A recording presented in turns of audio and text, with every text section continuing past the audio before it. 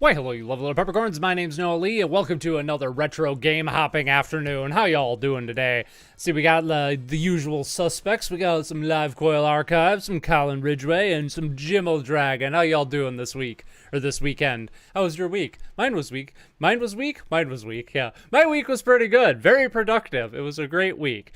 Let's see. Before I forget, here's a game suggestion. First stage of Banjo-Kazooie.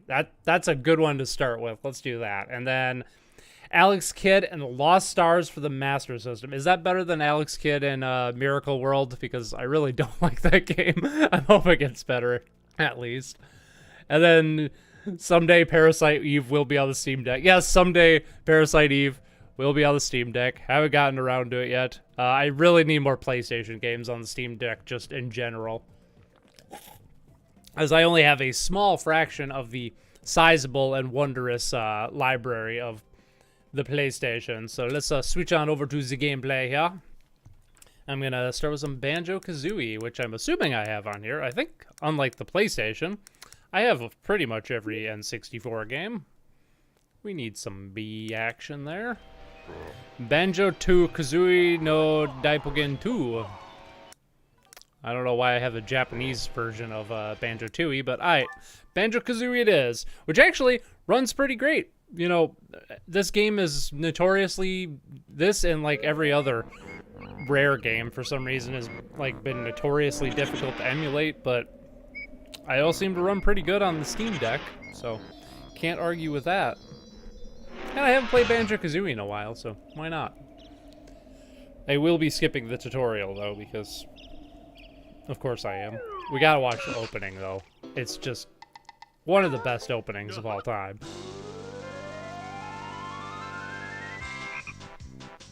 Ah, man, it looks so colorful and sharp. I love it. It's different from Miracle World. Not necessarily better or worse, but it's different. Okay, we'll try. I don't know what it...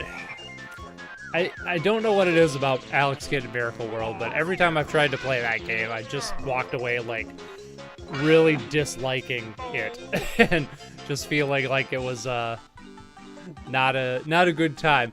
The fact that the buttons are backwards from what I'm used to, which I could fix in emulation if I took the time to do it, but on the Master System, the jump buttons where I think that the attack button should be and vice versa, and that's never fun. That always throws me off.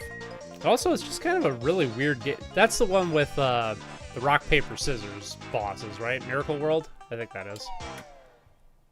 Which is strange, too. Alright, some Banjo-Kazooie action. We're gonna go to Mumbo's Mountain. Yahoo! One of these days, I should just do a dedicated Banjo-Kazooie stream, because I very much like this game. I don't think we could skip the intro, though. Good old Rare. And their unskippable cutscene intros that last for frickin' ever. At least not like Banjo-Tooie. Banjo-Tooie's opening cutscenes are so long and drawn out, it's ridiculous.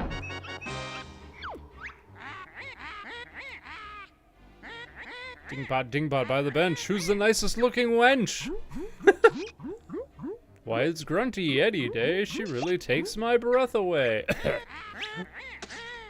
Yes, you're right. I'm rather proud. My looks stand me out from the crowd.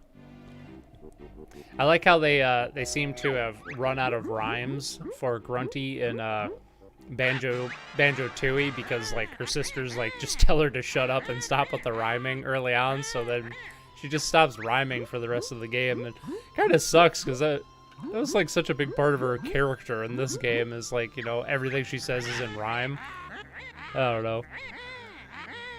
Miracle World and Enchanted Castle for the Genesis both have the rock, paper, scissors bosses. Oh, really? I didn't know that.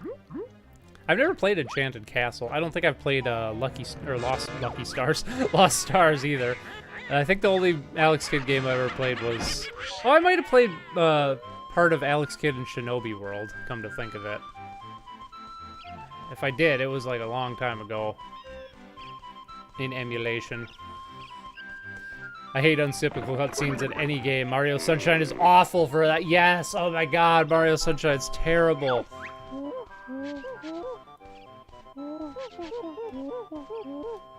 Is it just me or is like, okay, so Mario Sunshine, when it first came out, everybody loved that game. And then a few years on, it seemed like everybody hated that game. And now in recent years, it seems like everybody loves that game again. Is that just my observation, or is that just how it goes? Hey-oh, how's it going, Fungi Arts? How you doing today? I hate that Tooie isn't in Banjo-Tooie, or I hate that Tootie isn't in Banjo-Tooie because saving her is the whole point of the game. Yeah, I know, she just doesn't exist. I forget which one it is, but one of the Banjo-Kazooie Game Boy Advance games, like, somebody mentions Tootie and Banjo-Kazooie are like, who? I think it's just like an inside joke. I forget which, what the hell the name of that game is. It's one of the Game Boy Advance games that nobody played. Hey, what's up, Raichu Wisdom? Hello, everyone. What did I walk in on this? Is this to Banjo? The bear, the legend, the bird, gives folks the bird, lol. Yes, this is the legendary Banjo-Kazooie. I always loved that picture in the background there. That's a edited version of the one Project Dream Project Dream screenshot that was shown in all the magazines for the Super Nintendo. Because that was what that game this is what that game eventually turned into. Got something in my eye, excuse me. There we go. Only game I don't mind unskippable cutscenes in is Sonic Adventure for the Dreamcast, mainly because those cutscenes are glorious. They are indeed. I think they're glorious because of how well, not cringy. They're not cringy. They're very charming, but I love them, but they are really rough, which is why I love them. Especially Sonic's like cranked up to 1,000 facial expressions in that. So great.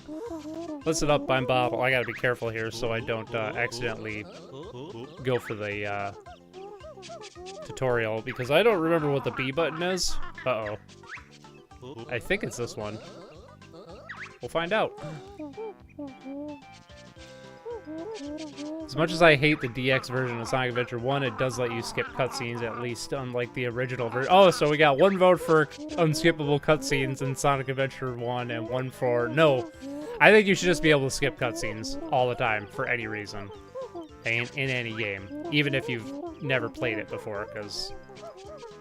One, if your game relies so heavily on cutscenes that,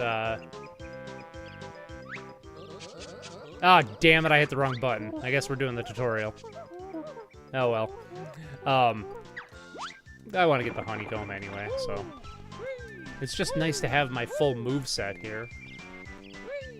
What the hell was I saying? I don't remember. Oh, yeah. I don't know, if your game, like, relies so heavily on cutscenes that you need them for the player to get the gist of what's going on or anything like that, I feel like you designed your game wrong.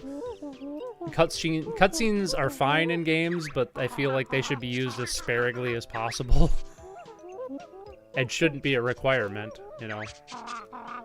It should be something that the player wants to watch, you know. Which is what, again, I feel like From Software does that very well with the very few cutscenes the Souls games have. They're usually pretty interesting, and you can skip them when you want. So, like, on your first, like, playthrough, it's great to, like, you know, get an introduction to a boss or something like that. But then in subsequent playthroughs, which you'll probably have dozens of subsequent playthroughs because it's a Souls game, it's nice to be able to skip cutscenes and just get back to the game. And you don't need them anyway. They're just there for, like, a little bit of extra something. Come on, Feathers, you can give him a hand. Aw, man. Only relatively recently I learned Grunty's theme is based on Teddy Bear Picnic, Euro stuff, I suppose. Oh, really? Why am I stuck in play? Oh, because I gotta... Right. It's been probably 20 years since I've done the tutorial in this game. All because I didn't know which button was B. Damn. I'm not even reading. Oh, I gotta do this. There we go. Hey, what's up, Paladin Matt? How you do? Thanks for coming out to the retro stream. We're playing a Banjo-Kazooie, not a Mario. There's honeycomb. That is kind of nice that they at least reward you with a an extra honeycomb piece for completing the tutorial, even if you skip it. So unlike most tutorials which reward you with letting you play the fucking game, this game actually rewards you with a power-up. That's pretty nice. Mario Sunshine is pretty flawed, but it's personally like my second favorite game in the entire series. Had a really good time with it. I think I'm right there with you, Colin. I think after Odyssey is definitely my favorite. God, my nose itches so much when I'm streaming, and I don't know why. It is ridiculous. I think Odyssey is absolutely my favorite Mario game, and I think Sunshine's a close second. I really like Sunshine, as janky as that game can be at times. And I hate the blue coins thing. Like, I really don't like how they implemented the 20 shine sprites can only be obtained by finding all the blue coins, which are, to this day, I can't find without using like a guide because they're kind of a pain in the ass. Well, I think, although I did recently discover that the map screen tells you how many coins you found in a level, and I never noticed that until like my most recent playthrough, which was like last year. So like all this time, like I thought that there was like no way to tell how many coins you had in a level, but it turns out, oh, it's just hidden on the map screen. And you just gotta hover over whatever level you're on. Jump onto a tree and climb up a thing. Sunshine is good or bad depending on how you play it. Go for every shine and it's unbearable. Just do the main missions and it's pretty good, but the game overall is... But the game overall is worse as an adult than as a kid. I think I actually like it more as an adult than as a kid, because my first playthrough, I remember really liking it, but then I kind of fell into that same thing where, like, I didn't like it for a while, but then I came back to it in, like, probably the last, like, 3 or 4 years, and I'm like, you know what, this game's pretty fucking rad. Even with the shitty blue coins that I still hate, But yes, going for all 120, which tree is it in? It's that tree. Going for all 120 shine sprites in that game is pretty tedious. Mostly because of the blue coins, and some of the extra levels, like the pachinko machine is janky as hell, and the lazy river thing where you're on the lily pad that slowly disintegrates, like that's a pain in the ass. I don't like that one either. The fact that you have to collect red coins in those levels just makes it... I don't like it. But for the most part, that game's pretty great. There's just too many red coin hunting segments in that game overall, I just realized. Not bad, how you? I'm doing good. I had a hell of a good week. This was my first full week without caffeine. And I thought that it would be miserable, but I've actually had probably the most productive and enjoyable week I've had in the last year. It was a great week. I got so much done, and I just felt like accomplished and powerful. I also like got to, you know, like play some awesome games and stuff. That's always fun. I've been getting to hang out with you guys on last week's stream and all week in like comments and stuff, because I've actually been posting shit this week, which always makes me feel good. So yeah, it was a good week. 64 is my personal favorite, but Odyssey is probably my third favorite. Oh, so you're 64, Sunshine, and then Odyssey. That's fair. I'd probably be the complete opposite. I think for me it would be Odyssey, Sunshine, and then Super Mario 64. That would probably, yeah, definitely. I do wanna, I haven't done it yet, but I probably would, oh, shit. Why is, oh, I gotta, this is right, this is the attack one. Oh, I gotta do the stand still and hit him. Ah, yeah. The punchy maneuver that you will never use for the rest of the game. I don't think that I think there's a spot in Banjo-Tooie where that move is required, but in Banjo-Kazooie, I don't think you ever need to use Banjo's pitiful punches. I tried to play Odyssey again over the holiday, and it's just not growing on me. Really? Barely played any of it. I had more fun with the new Kirby game. I haven't played that yet.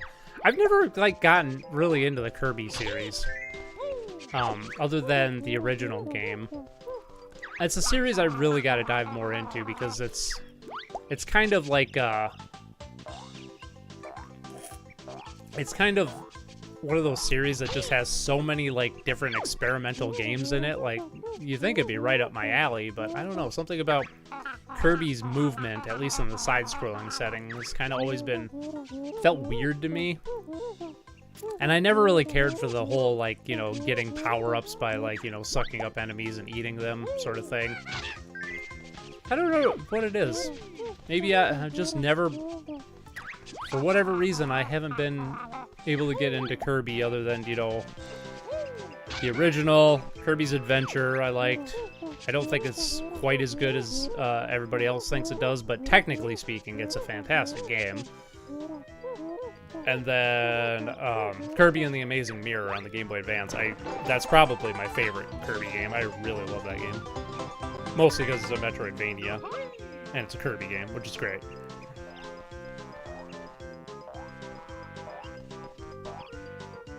Super Mario Sunshine, I hear. Oh god, that game had good intentions, but really bad execution and stupid design choices.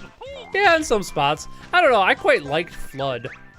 I know, like, I remember back in the day, a lot of people, like, hated the idea that Mario had, like, you know, the water sprayer thingy and stuff, but I always liked it. I think it feels really good to, like, move around using Flood, and I wish the tank was a little bit bigger, because in recent years, I keep running out of water a lot, and it's kind of a pain in the ass when you run out of water. They probably could have just made it so you have unlimited water anyway, because it doesn't really affect the gameplay all that much. I don't know. Might be the Switch controller, but the Joy-Cons and the it might be the Switch controller, both the Joy-Cons and the Pro controller. They feel off to me somehow. If I could play Odyssey with a PS4 controller, maybe I'd like it more. I mean, that's fair. That's one of the reasons I dislike the Wii so much and the Wii U is because I don't like their controllers at all. They just feel so wrong to me, and it doesn't matter how good the game is. If I just like am uncomfortable playing it the whole time, like it's got to be a absolutely phenomenal game for me to, you know, push past that. I really like the Switch Pro controller personally. It feels good in my hand, but I can see, I don't know, a lot of people really like the Pro controller for the Wii U. I hated that thing. It's basically the same design as the Switch Pro controller, but it just felt cheap, and I don't know. The Switch Pro controller was like a much better iteration of what they were going for with that one, but yeah. Yeah, having a controller, you know, that fits your personal taste is a big thing. I think eventually we're going to get to the point where having your own personalized controller, whatever it may be for whatever you're playing on, is just going to be like a standard practice. I think it's going to be like, you know, like imagine, hey, what's up, Tanish? How you doing? Hello, we playing some Banjo-Kazooie? Yes, we are. Like imagine like if back in the day, like you bought an iPod. I know, super relevant, right? But if you bought an iPod and it came with headphones, and you can only use those headphones that came with it to listen to music, like that would really suck, right? I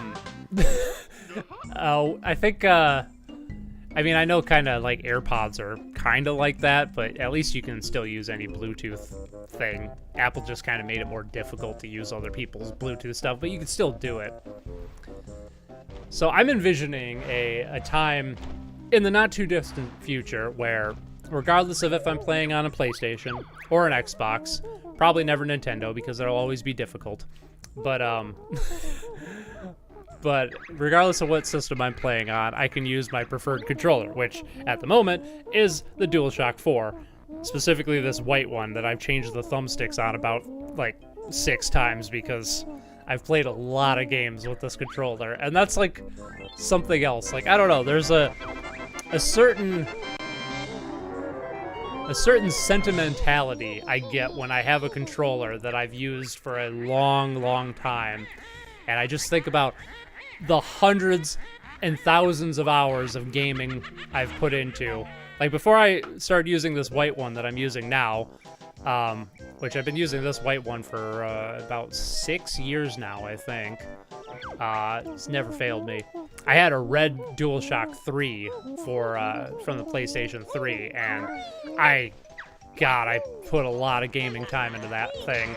That was what I played through Skyrim on. I played through like Dark Souls 1 and 2 and 3 for the first time on that thing, and then it eventually died, and then that's when I switched to what I'm using now.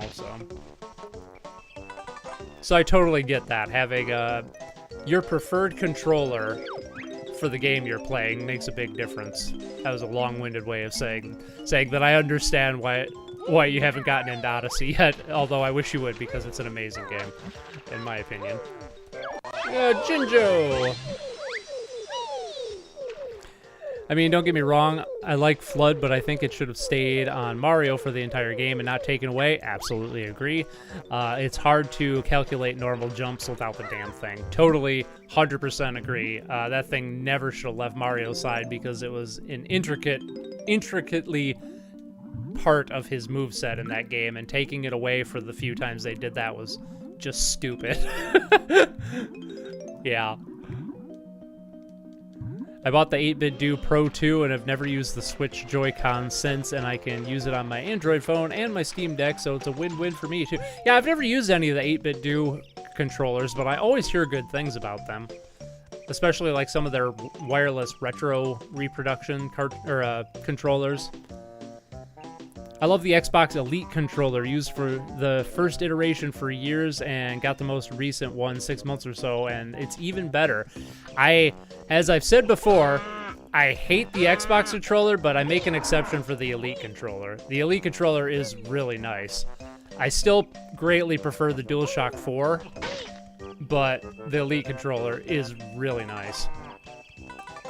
And that when I was at your place and played your PlayStation 5, I recently discovered I don't like the DualSense controller for the PS5.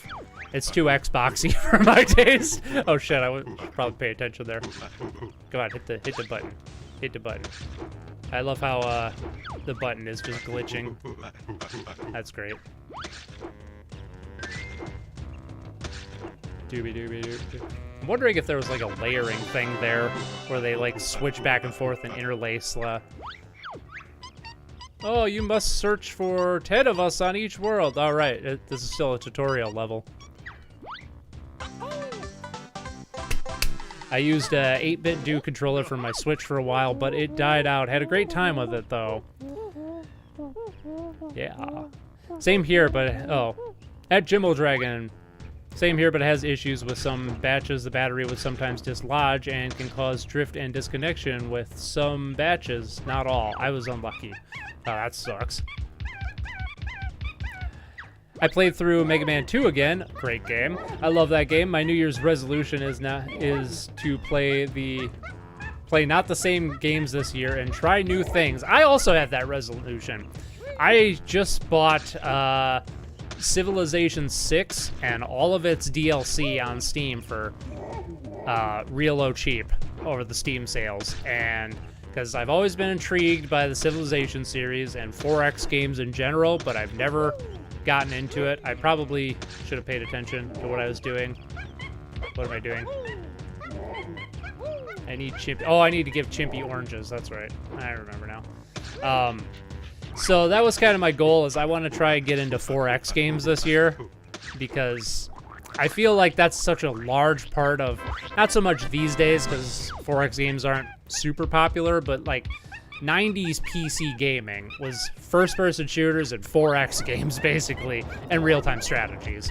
And I feel like I've been missing out on a lot of like classic game series like Heroes of Might and Magic or something else. Yeah, I don't remember. But yeah, and especially the Civilization series. So I'm also trying to try new games this year and not just play the same stuff over and over again. It's really hard though, especially when it's like a completely new genre to you. Like Civilization 6 scares the shit out of me because it's a massive game. But I'm gonna try it, because how could I not? Oh, I don't have the ground pound yet, damn it. How could I not win? So Civ 6 has been out for like 6 or 7 years now, I don't remember. And it has so much DLC that buying the base game and all of its DLC is normally like $200. And the whole thing was on sale for 95% off, or 90% off, I forget. It was 30 bucks. I'm like, okay, I'm gonna take a chance, a $30 chance on this $200 worth of game, so, yeah. I cannot stand 4X or RTX or RTS for those. RTS, those are like the two games I would avoid entirely. Have you tried 4X games, Matt? I've never tried them, so... Oh, yeah. Oh, what we got? Metro Doodles. Hello, Metro Doodles. Welcome to the chat. Welcome to the game stream. Thanks for joining us today. I had to lean forward to read your name. It kind of all blurred together on my screen there. Mega Man 1, 3, 4, 5, 6 must be played through this year, or I'm gonna rob somebody's fridge. Have you never played any of them other than, Right, I don't have the trot yet. Damn it. Dude. You've only played Mega Man 2? Granted, I have only played, well, I have played all of them, but I feel like I haven't really played 4, 5, or 6. Well, I guess I played 5 quite a bit, but 4 and 6 are like brand new games to me, because I've only played through each of them once. And that was like 10, 15 years ago or better, so. Yas. That's probably why I love the DualSense so much. Oh, because it's like an Xbox controller? Nice. I bought Metal Gear Solid 5 and Resident Evil 3 Remake for Christmas, but I'm replaying Mother 3 at the moment. Nice. There's another series I gotta get into, is the Mother games. I don't have the ground pound yet. Where is the freaking ground pound? It's like right over here, right? Yeah.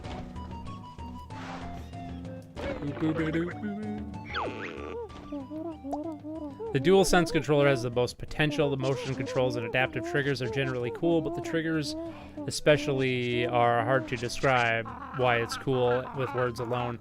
I didn't really... I mean, I enjoyed... I played Demon Souls on Matt's PS5 for about an hour one day while he was cooking us lunch, which was really nice of him. Yeah, I liked the haptics and stuff, but after about 10 minutes of using them, I kind of didn't notice them anymore. Maybe that's the intention, but I don't feel like they were adding anything to the game at all. They felt very gimmicky to me. You know, a gimmick that if given the choice, you know, I would take. It's a nice gimmick to have, but I don't feel like it is the game-breaking or the game-changing thing. Maybe they just didn't fully utilize it in Demon Souls, but from the way a lot of people were talking about that when the Demon Souls remake came out and people were playing, like, you know, PS5 for the first time, they were saying, like, what a game changer and how much better this game plays now that you can feel it, and I just didn't get that. I don't know, maybe it's kind of the same thing I've always had with, like, motion controls and stuff, is, like, it's like maybe, I don't know. I think my enjoyment of games is so intricately tied to, like, my brain that, like, you know, any, like, haptics or anything, like, you know, physical that happens, like, even Rumble, like, Rumble doesn't really impress me all that much and never has. Again, I take it, you know, if you're gonna give it to me, that's cool, but let's go see Mumbo here. I played through Mega Man 2. I played all of them technically, but I've never beaten all of them. I want to change that. Oh, well, good luck, especially with Mega Man 1. That game is a biatch. Hey, Box of Jackalope, how you doing? It's good to see you guys. Thanks for coming out. I am doing great. I have lots of friends in the chat today. We're having a good time with some Banjo-Kazooie. I was only going to play the first level, but we might play a little more because I'm having a hell of a good time right now. I just love me some Banjo-Kazooie. This is like top 10 games for me right here. What a fantastic game. Mega Man 10 is the only Mega Man game I have finished. That might be the only classic Mega Man game I haven't finished, come to think of it. I played that game came out so shortly after Mega Man 9 that I was just like, oh, more Mega Man, yay! And then like I played it, and then I don't think I did much with it after that. I don't. Maybe I beat that game. I really don't remember. Oh, yeah. I think there's just eggs up here anyway. Yeah. Come on, get on there. Banjo, come on, get on there. Get on there. There we go. All that work for some eggs that I don't really need. There might be a Mumbo token up here, though.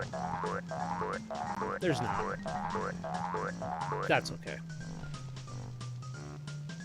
Have you ever played Spark the Electric Jester 3? No, I've only played the first Spark the Electric Jester. I do want to play more of that series. I hear 3 looks so freaking good because it looks like what Sonic Adventure 3 should be. If they ever get around to making that game, which they probably never will. But yeah, I really want to play that. The first game didn't really wow me all that much. It was fine, but the levels were really way too long. I did kind of like the story and the characters, though. Oh, I didn't get the trot thing. I keep forgetting that. Let's go get the Talon trot, which you think is over here. Or maybe it's in the... I don't remember. No, it's over there, but I'm going to go in here anyway. But yes, I really do need to play Spark the Electric Jester 3 because... I think I said gesture again. Jester. Because that game looks freaking rad. And can't go wrong with Banjo. No, you cannot. Maybe Demon's Souls isn't the best example. I heard Ratchet and Clank would be better. Yeah, I haven't played that. I have heard that the haptics make a big difference there. Or playing a GameCube game on PC and having the triggers emulate the trigger click. Oh. Okay, I hadn't thought of that. That is a good... that is an interesting application for haptics I hadn't thought of. You might have just convinced me, Shanish. You might have just convinced me of the importance of them. So maybe it's not the technology itself, it's just the usage of it. You know, it's one of those things. That could be. Wait, isn't frickin'... Oh, did I already get the Talon trot? I don't remember. Where's the... No, we get that, and then... Oh, that's that wrong camera. I forgot where the Talon trot is. Hold on. It's gotta be up here, right? Yeah, it's right freaking there. I'm just blind. There we go. I think they didn't fully utilize it in the Demon's Souls remake. Even stuff like Astro's Playroom, the PS5 tech demo, that is actually a really neat little game. That does look fun. It feels really cool. Okay, I will try. I will give it some more stuff. What I'm hearing is the Demon's Souls remake sucks. That's the conclusion I keep coming to, is that it was grossly underwhelming. There we go. That's what I'm looking for. There's the old Talon trot. Matt, my favorite actor from your channel. I hope don't mistake anything. Yeah, I think you're thinking of someone else. Thanks, Funky, but you may be thinking of someone else. I've only been in one or two. I think the only video you've been on my channel, Matt, was one that got butchered by YouTube, and I had to hide it. That was the one where, if you guys, some of you guys might have been around a long enough time when I reviewed Resident Evil 7. Matt was the guy that was tied up in my basement for that. I don't know if you remember that. I should really re-release that video because I like that video, and YouTube butchered it.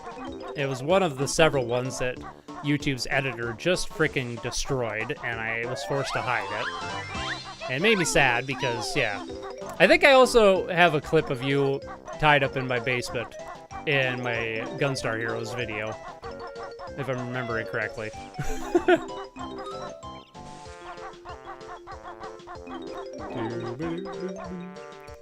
I would skip Spark 2 and play 3. 2 is good, but 3 is amazing. I don't like skipping games, though. Ah, that hurts my not OCD, but it's not OCD, but it hurts my colloquial OCD, what people often refer to as OCD. I've been tied up in your basement for a few reasons, but yes, I was a tie for Resident Evil. Oh yeah, there was also that other video I was working on that I never finished that involved a certain bondage chair that we made one afternoon. That was fun. I forgot about that. I was gonna do this series of videos that was like a game show where I got kidnapped by this villain named General Consensus, and Matt was gonna play General Consensus, and the whole shtick was that General Consensus hates my opinion on video games and gives me video game trivia questions while I'm like locked in a bondage chair, and if I get like 3 out of 5 wrong, then he like throws a pie in my face or something like that. I never ended up making that series, but it was something that was in the preliminary stretches. Maybe I'll bring that idea back someday. I still quite like that idea. I forgot about that one. Yes, you have been tied up in my basement a surprising number of times, Matt. Interesting.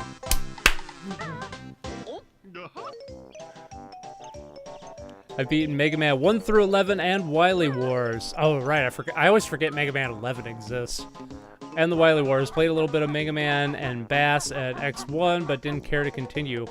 Mega Man and Bass. Mega Man and Bass. Mega Man and Bass. I understand. I don't like that game. It's really weird. It feels too much like Mega Man 7, and I don't like Mega Man 7. Next I need the egg thing, right? How many Mumbo tokens do I have? Not enough. Okay.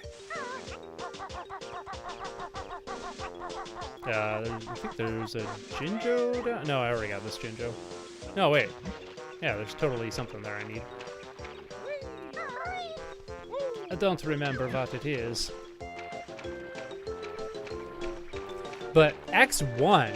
Really? You couldn't get into X1? That is surprising.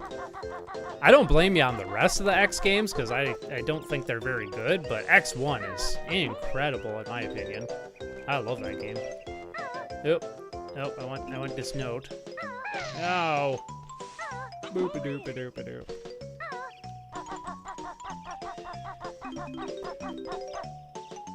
I was kind of gone for a moment. Only got half. Got the half. That's okay. I just tuned out a moment ago too and forgot what I was doing. I was looking for Mumbo tokens and Jinjos. That's what I was looking for. Hey, and I got the Jiggy. The third game is really, really good. My friend told me to pick it up recently, and it's exactly like an evolution of Sonic Adventure. Yeah, I randomly stumbled upon the trailer for it earlier this year, like shortly after it came out, and yeah, I'm like, holy crap, this looks great. Ah, damn it, I missed. Gotta get that honeycomb. Honeycomb big, yeah. It's not small, no.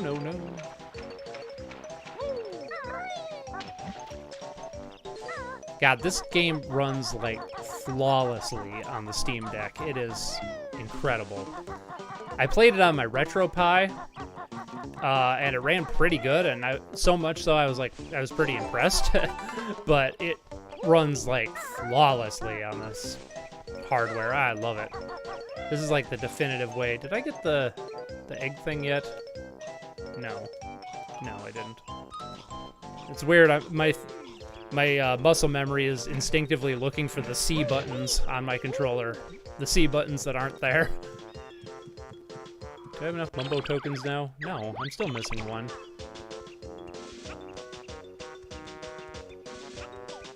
Also, I bet Bottles has the egg thing up there. I should probably just go up there. Yeah, let's do that. I'm overthinking this. This isn't Banjo-Tooie, where things are laid out in a convoluted manner. Ow, you dick. I'm a lurk for a bit. See y'all later. Bye. Later, Matt. I'm a lurk. Oh, yeah, he's, like, right freaking here. I just, like, straight up walked over him earlier, didn't I? Yep, sure did.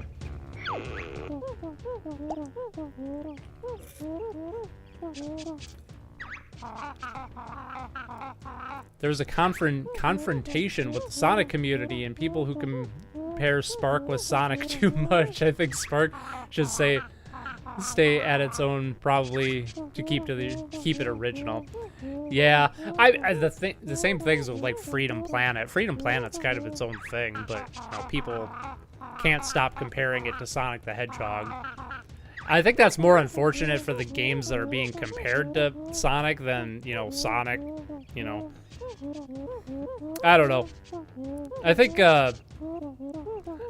Spark the Electric Jester, I don't know why I keep saying Jester, and Freedom Planet both look like they took ideas from Sonic games and built upon them to make their own thing, because Sega doesn't do that with Sonic. Although I guess Frontiers they kind of experimented with, but it was basically, let's make Sonic Breath of the Wild. I still haven't played Frontiers, by the way. It just, I don't know. I was kind of excited for that game, but then after it came out, I just kind of, my interest petered out a bit. Ow. No, you take an egg.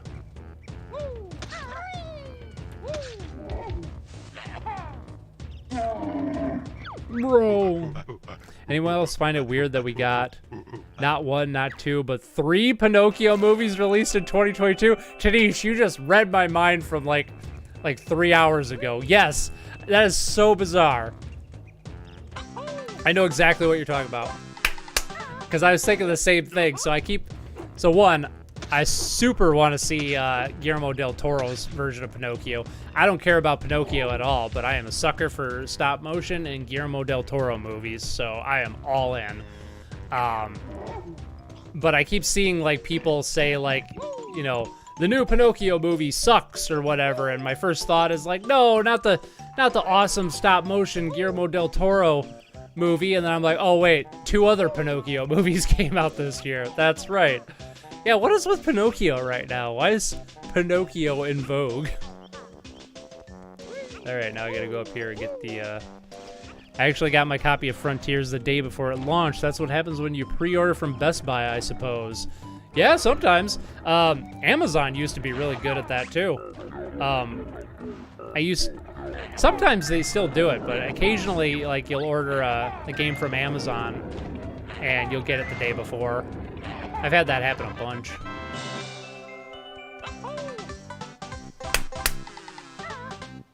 We got like what? I was just gonna say, we got like what? One more Jiggy left?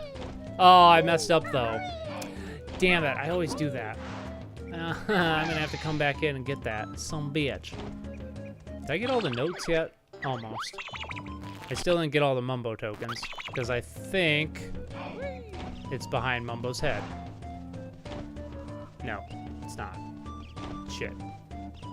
Where is it? Is it in the tower? I got this one.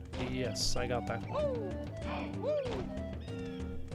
I don't know, I almost bought Frontiers on Steam when it was on sale for like $40, but I really wanted to, oh, it's right there. Duh. That's not what I wanted. But I've been hankering to play through Sekiro again, and I only had it on my PS4. And kind of want to play it on my Steam Deck, so I bought Sekiro a second time for $40 instead. Choices. I'm just, you know, Frontiers might be fine, but it's never going to be as good as Sekiro, so how could I not replay that game again for the 50th time? Frontiers is good. Yeah, I think the cyberspace stages are mediocre. Yeah, because they look like every 3D stage from every Sonic game since like Adventure 2. So mediocre. Just kidding. I know that's very dismissive of the whole Sonic series, but 90% of them have been pretty boring. It's nice that most of the Sonic fandom agrees now, because yeah. But exploring the open zone is fun, and the bosses, I think, are the most fun when it comes to the game.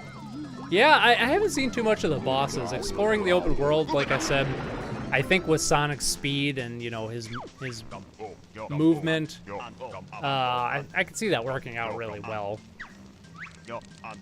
I don't see myself enjoying the cyberspace things, especially, you know, if diehard Sonic fans don't like them, and from my, you know, admittedly not enjoying 3D Sonic all that much, looking at them and seeing basically the same thing they've been trying to do since, like, Sonic Unleashed, probably not gonna like them.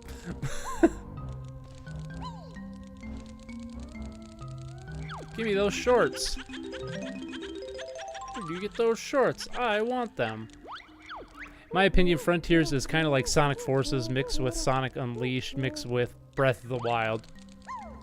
I can see that. I think it's just like, I don't know, Sonic games just seem to be like such a mixed bag. I guess they kind of have been for like the majority of its lifespan, because like even Sonic Adventure 2, as much as I love that game, you know, it's really only the Sonic and Shadow stages I'm there for. Like the Knuckles and Rouge levels are fine. I'm not big on the treasure hunting stuff. They're okay, but hey, we got all the jiggies. I think I got all the notes too. I guess that's the level. All right. What are you guys thinking? Should we keep going with Banjo-Kazooie, or should we hop to, what was it? Not Kid Icarus. Alex Kidd in Lost Stars, which I should have wrote down so I didn't have to, you know, just brain fart there. War of the Worlds also had 3 different movie adaptations at the same time, not just during the same year, but at the same month in June 2005. There were 3?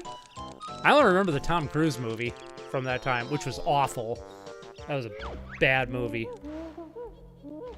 Yeah, I know. I want to get this. You want to get this jiggy. I want to get jiggy with it.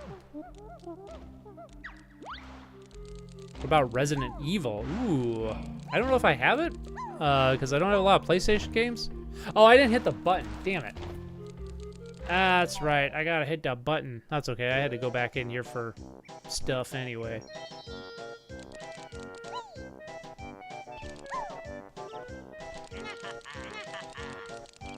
I got the minions in stereo there. Yeah, we could. Let me write down. Hold on, before I forget what you told me. We got Alex Kidd's up next, and Resident Evil. If I got it. Haven't played that game in a long time. Resident Evil. I think the first game is my favorite in the series because of how cheesy it is. I mean, if we compare Sonic Frontiers to Unleashed stages, then that's a whole different thing, because Unleashed Day stages had put more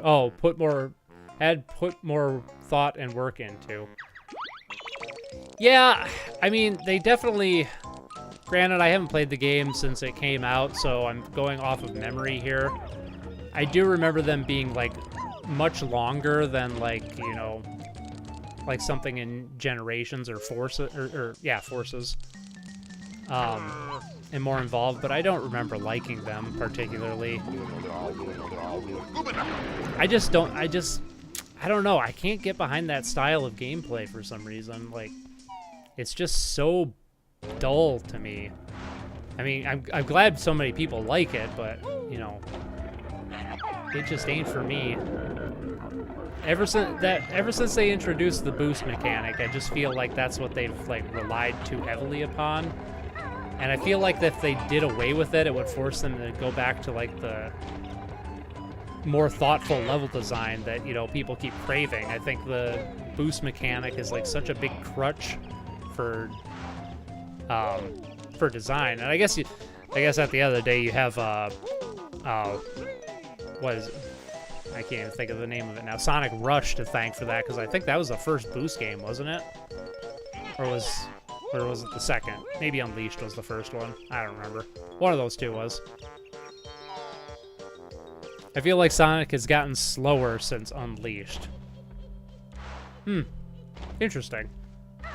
I don't know, it seems about the same to me. I didn't hit the button like I said I was gonna. Let's go hit that button. Hit the button.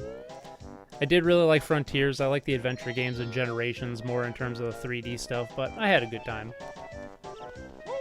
Yeah, I just, in recent years, I've just come to the conclusion that Sonic isn't and hasn't been for me for a very long time, and that's fine. You know, it's moved on, I've moved on. I don't think I'm ever going to get into 3D Sonic games other than post-adventure. I want some oranges.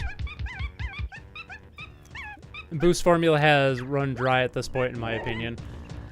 I mean, I think it was a good mechanic to play around with, you know.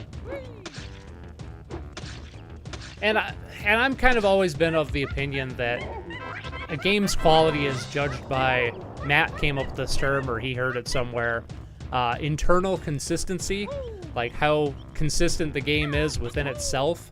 And I feel like Sonic games have kind of, ever since like the classic series, have kind of been the antithesis of that, because they always have way too many mechanics.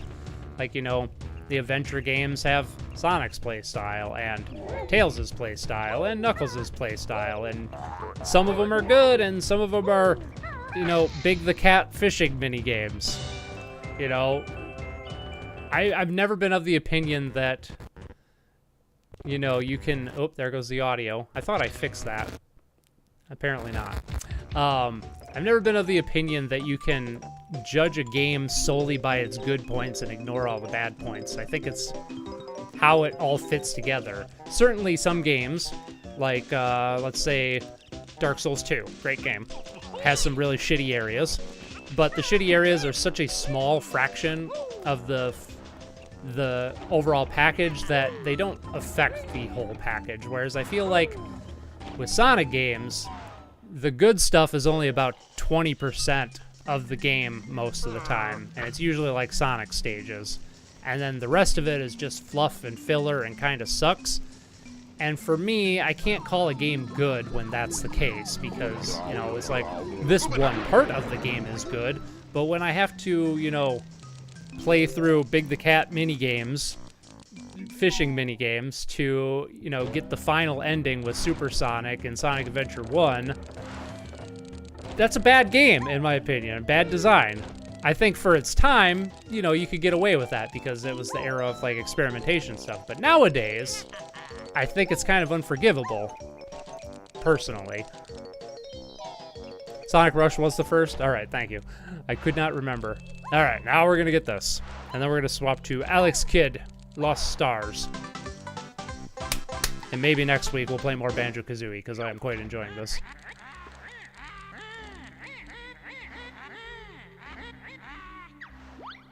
Three is still pretty scary from the Nemesis alone. Yeah, I've never played 3. I've played... The only Resident Evil games I played were...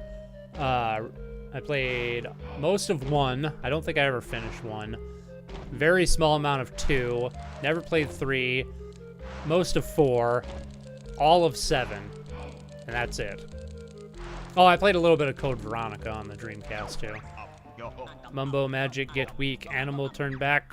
Oh, our magic go. Oh, no. Frontiers didn't grab me since the first gameplay trailer. Now that it's out with its many flaws, I might get it if it costs $10. Maybe. Granted, we got 5 big stages, and I personally beat them really quickly. Otherwise, they sucked for beginners. Oh, and Sonic Frontiers. All right, we're going to swap to. Let's do a little save and quit action here. I want to try to get the Saturn version of Resident Evil 1 at some point. Why, is it good? Is it better? Saturn, that's interesting because, like, I was thinking that this morning, too, when I was watching GameSack. He was going through, like, every Saturn game that requires a RAM expansion cartridge. Very riveting stuff that I watch. But I like how it's always been hit or miss. Like, sometimes the PlayStation version is the superior version and the Saturn version sucks, and then sometimes it's vice versa. So, like, Symphony of the Night's Saturn version is, you know, other than having some extra content that was only released in the Japanese version because it was only released in Japan, it was like really, oh, No, the big stages for Sonic Adventure 1. Oh, big stages, duh. Yeah, Big the Cat, not big, like, in size. I gotcha. But like, the Symphony of the Night version on the Saturn is, you know, kind of crappy, but the PlayStation version's pretty good. And then, like, the Marvel vs. Capcom games on the Saturn are just so much better than their PlayStation counterparts, from what I've heard. We are playing on the Master System some Alex Kidd, The Lost Stars.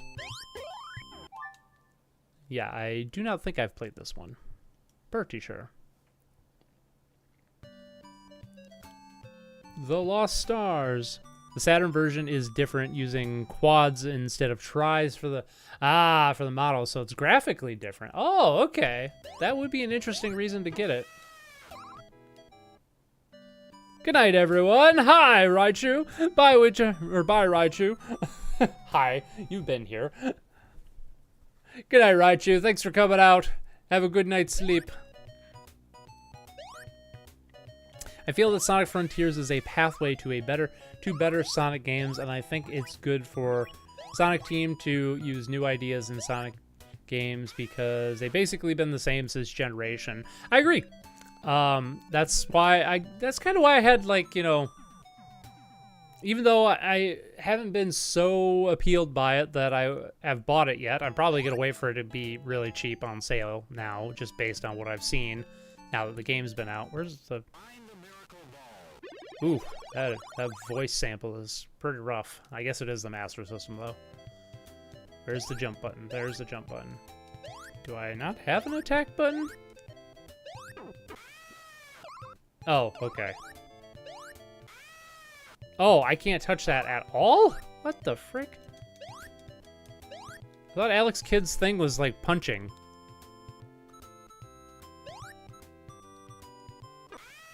Oh my god, are you kidding me? Colin, do you like watching me suffer or something? Is there not an attack in this game? What is this? Oh god. Oh, alright, oh, of course. I hate this game already. I hate this game so much. What the fuck? Oh. Oh, God. This enemy placement is terrible. And I don't have an attack, it appears. I've hit every button multiple times. And now something's beeping at me. Probably that. Ooh, I got J. I don't know what J does. Ooh, is that beeping's telling me my health's low, probably. That's helpful. Bow. Wow. Oh, God. Oh, God. He doesn't punch in this game, but there is a power-up where you can fire projectiles. Okay, so it's... What even hit? Oh, there's a hidden timer, too. Of course there is. Why wouldn't there be? Oh, that shout is going to haunt my nightmares. Yeah, yours and mine both. Last I checked, the Saturn version of RE1 is basically the same, but with slight slowdown and not as good model quality, but I find it neat regardless. Yeah, I think as, who was saying that? Tanish was saying that it uses quads, because I think, that was like the Saturn's thing, right? It used quads instead of, tripolys, right? I think so. Okay. I have one button. Bow. Bow. I mean, credit where credit's due. Graphically, this looks great. I like the enemies. I like the... Damn it, I didn't want to jump there. The cutesy... Ugh. The cutesy aesthetic is nice. It's kind of like a... Ugh. Alex Kidd, I'm trying so hard to say nice things about you, and you are not making it easy.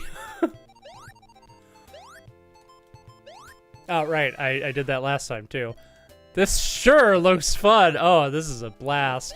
This has been my experience with every Alex Kidd game I've tried. I do not understand. It's such a good thing that Sega came up with Sonic as their mascot, because if they would have stuck with Alex Kidd as their mascot, they never would have went anywhere. Sega would have died in the 90s. I'm sorry. Alex Kidd's a terrible mascot. Oh, now I'm faster. Well, that kind of helps. I think this is one of those games where you just can't stop moving, ever. And the level designers base the entire thing. Okay, that was weird. Oh, I can grab onto that. They base the entire placement on the thought that the player would constantly be moving and never stop.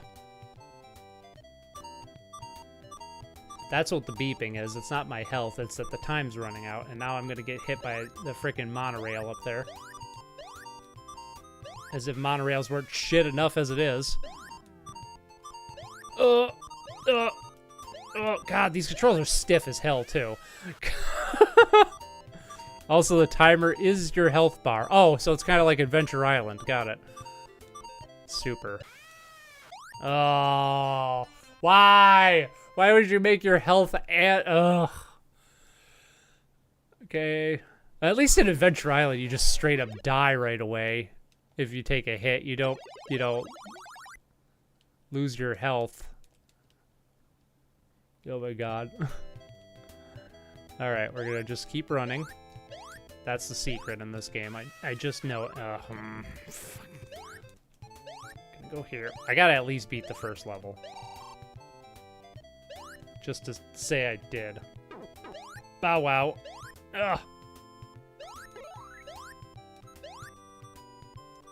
God, Sega, how did you... What were you thinking? Oh, and that one bounces. Again, graphically, nice. Music's kind of nice. I like the world design and stuff like that. Alex Kidd still controls like garbage, like he does in Miracle World. And Enchanted Castle. I think every game he just controls like garbage. It must just be Alex Kidd's thing. Oh, no! Elm, could you read my message above to know what you think? Oh, I missed one. Just want to say that one design philosophy that was kept since Sonic 1, and that is to keep replaying the stages of Zone until you mastered them and get better at speedrunning them. Yeah, I don't buy that, though, because if the game... I kind of agree with that for, like, Generations. Generations gets a pass from me, because in recent years I've gone back and played those levels, and they're fun to play even if you're not good at the game. But... And I definitely feel this way about Unleashed. Again, working from memory here, so, a fresh playthrough is always... It's always possible it'll change my mind, but... God, I think I'm adjusting to the crap factor of this game. But my opinion on that is basically, if the game isn't fun to play, or if the level isn't fun to play my first time through, I'm not going to want to play it again and again and again to get good at it. But now I'm contradicting myself that I think about it, because I can very much think of games that I'm going to die. What is that? That's horrifying. Of course I'd get bounced into it, and I run out of time. Oh, yeah. Didn't AVGN do a mini review of Alex Kidd on the Master System? I don't know. I don't remember that. I don't know, because Sekiro. Sekiro is one of my favorite games. I think it's fun to play your first time through, even though you're absolutely going to get your ass kicked the first time through, like any Souls game. Sekiro especially. Sekiro is fucking brutal. But ironically, it's the easiest one. After you get good at it, it becomes like the easiest game in the series. But it's one of those games that you don't really understand why it's so good until you've already pretty much mastered it. And then it's the best thing ever. So I suppose one could make the argument that Boost Sonic levels are like that. But the fact of the matter is, they're not really, at least Sekiro's engaging. You might be getting frustrated. Maybe that's just what it is. I'd rather have a game be frustrating than boring. And I find the boost stuff so mind-numbingly dull that I can never play it more than once or twice. Generations, again, gets a pass. Those levels are fine. I don't think they're great, but they're fine. The daytime levels and that spot every single time. The daytime levels in Sonic Unleashed, I never understood those. Again, working from memory. That's just me. There was a James and Mike Bunday episode of Alex Kidd in Miracle World, but nothing to do with AVGN. Ah. I have not watched AVGN in a long time. Used to watch it all the time. Like a lot of internet video game video creators, I myself was quite inspired by James Rolfe. How could you not be? I love that he's like one of the few angry reviewers that's actually like, you know, not cringy to watch anymore. I know some people think he is because of, you know, his poop humor and stuff like that, but I don't know, he's just... His stuff, I can't play any more of this, Colin. I'm sorry, this is horrible. Alex Kidd, I'll never understand you. Alright, we're gonna try Resident Evil. I can't play anymore, Alex Kidd. Also, I don't have Miracle World on here. Good. Oh, hey, the original Aleste. I think that's the original. Oh, yeah. It's fine. It's pretty much fine if you don't like Unleashed. I think my point I'm trying to make is that it can be enjoyable. I think, yeah. I see why people enjoy it. It's just not for me. I agree with that. It's just not a guarantee for everyone, though. Yep. Well, and that's kind of what I was saying, too, is I think it's been many years since Sonic was made for me. Sonic is, you know, yeah. Sonic is not for me anymore and hasn't been probably since Sonic Adventure 2, and that's fine. There's been a couple Sonic games released since that I liked. I like Sonic Rush. Even though it was the original Boost game and it started the whole thing, I did like Sonic Rush, and Sonic Mania was great, of course. I wish we were getting a Mania 2, but that'll probably never happen, so, you know. The classic Sonic physics in Generations were terrible. Oh, yeah, I absolutely agree. At least they're not as bad as Sonic 4. Oh, the Sonic the Hedgehog 4 is... I would much rather replay Sonic Unleashed than Sonic the Hedgehog 4. Abso-fucking-lutely. Sonic 4 is one of the worst Sonic games, I swear. You'd think I would like it because, you know, it's close to this classic Sonic, but the music sucks. The game looks like crap. The controls are really stiff, but also slippery, and just it's not fun to play, and the level design's just absolute ass. Yeah. I hate Sonic 4. Which is probably why nobody ever talks about it. What am I looking for here? PlayStation. There we go. Let's see if we got some Resident Evil action on here. R-E... Oop, that's the wrong button. I have Resident Evil 2. Oh, there it is. Resident Evil... Yeah, Director's Cut. Sure. Alrighty.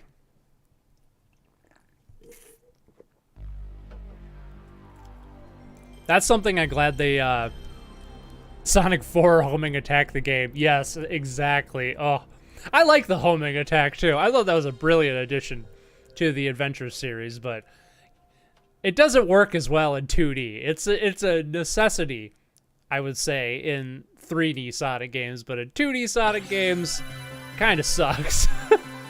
Yeah, Resident Evil. Probably gonna suck at this. That's okay.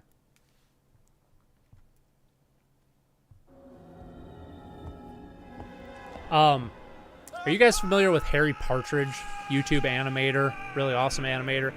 His last video was this sort of spoof of Resident Evil called BioBleed. Highly recommend that video if you haven't seen it. It is, if you like Resident Evil and you like cheesy 90s stuff and low poly graphics, check it out. It's very enjoyable. I love it. I am happy nobody mentioned Sonic 4, otherwise I would have a heart attack like whenever a reviewer calls out Sonic 06 for no reason. as I've said before, and I will say again, if Sonic 06 were finished, I think it would be a fine game. I don't think it'd be a great game. I think it would be fine. Enough time has passed where I feel like I can start to see the good in it after being incredibly burned by that game back in the day. I'm sure I've told this story before, but here's a brief recap. When that game came out, I just got a PS3, and the PS3 version of that game is absolutely the worst version, if you could believe it. It's even worse than the Xbox version, because the loading times are like 10 times as long. Resident Evil. And so I had like nothing to play on my PS3, and the PS3 had like nothing to play on it for like its first like 2 years. It was ridiculous. So I was super excited for Sonic 06. And when it finally came out, the only place in my area you could buy games from was Walmart. Walmart didn't have it. They didn't carry it for whatever reason. They had the Xbox version. They wouldn't carry the PS3 version. So I had to go to this local music shop and do a custom order through them. And anytime you did a custom order through them, they would charge $20 extra. So I paid $80 back in 2006 for a shitty PS3 game for my shitty PS3 console because I had nothing else to play on it at the time. And I got Sonic 06, one of the most broken and buggy games ever made. And that was kind of when my hatred for modern Sonic started. So can you blame me? I got burned pretty hard on Sonic 06. So for me to say that it would be a fine game if it were finished, I think is saying a lot, because I still feel the sting of that one. Oh yeah. Nah, it's not that I like Sonic 06. I just don't like that the conversation around it is beaten to death. Oh yeah, I agree. Reviewers and gaming journalists should talk about the new Sonic games and not 06. Yeah, well, and I think, well, that's kind of how I feel like when people say Bubsy 3D. You know, it's always used as a punchline. And Bubsy 3D, again, not a great game. It's pretty bad overall.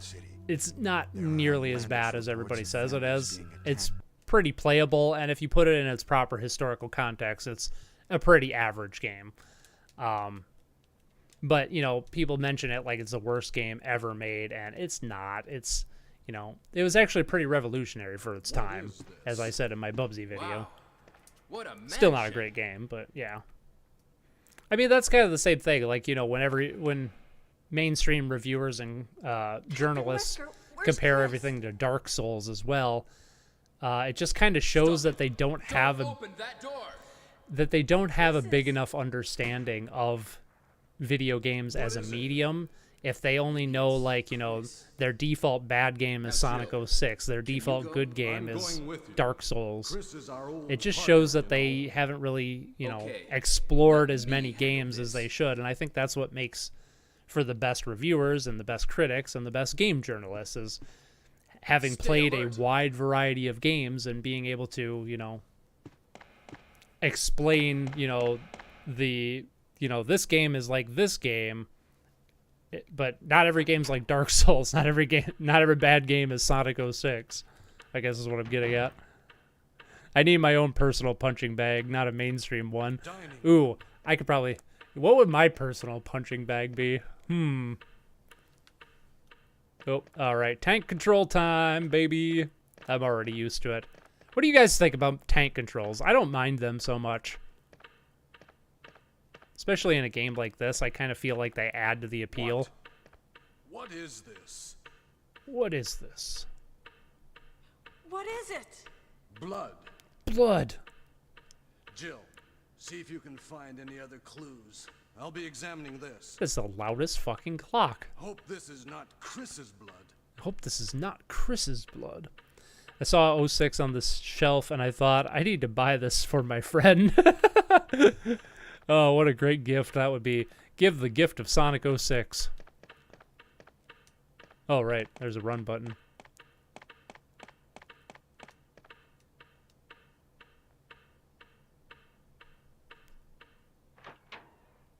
I gotta sit down and do like a proper playthrough of this game again, because It's so charmingly bad.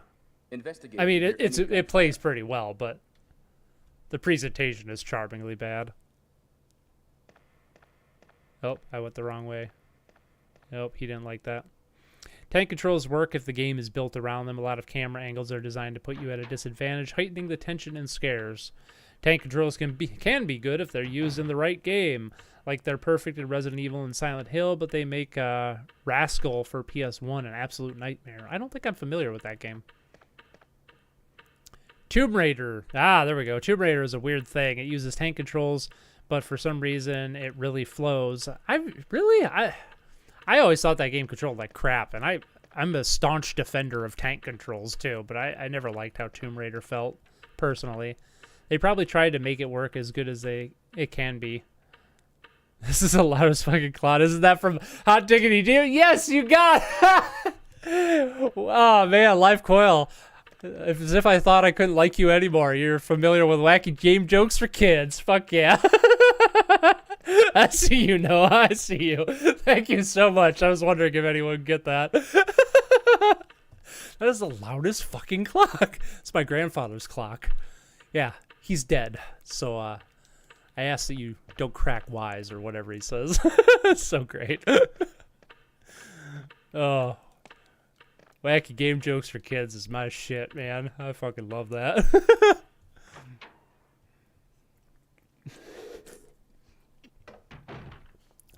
Going back to Harry Partridge, like that one episode where Harry Partridge was on there, he's like, "Happy Harry," what was it? It was Chucky Tux. Chuck's New Tux was the animation he was trying to plug in there, and he was just like, "Go check out Chucky Tux." Ah, yes, the first scare of the game. I legitimately, that did scare the crap out of me the first time I saw it. How do I get my gun out? Or do I run? I don't remember. I'll just casually walk down the corridor here. Ah. How do I get my gun out? Like, yeah, equip. There we go. How do I shoot? How do I... There we go. Oh, I got him. All right. Even not remembering how to play this game, I figured it out. It's fine. Oh, shit, he got back up. Oh, damn. Zombie. Ah, running.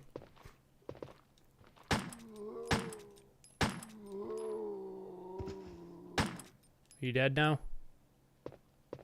Just gotta back up. I think I got him.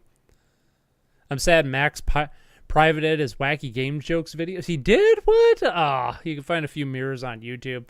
Ah, I didn't know that. Yeah, he had to private a bunch of his videos because YouTube sucks. I won't say the full title, but I'll just say Crazy Quentin's is a video that he had to hide for obvious reasons if you've seen that video, but it was a funny video. So funny. And I mean, it's not that bad if you know what he's referencing, too. But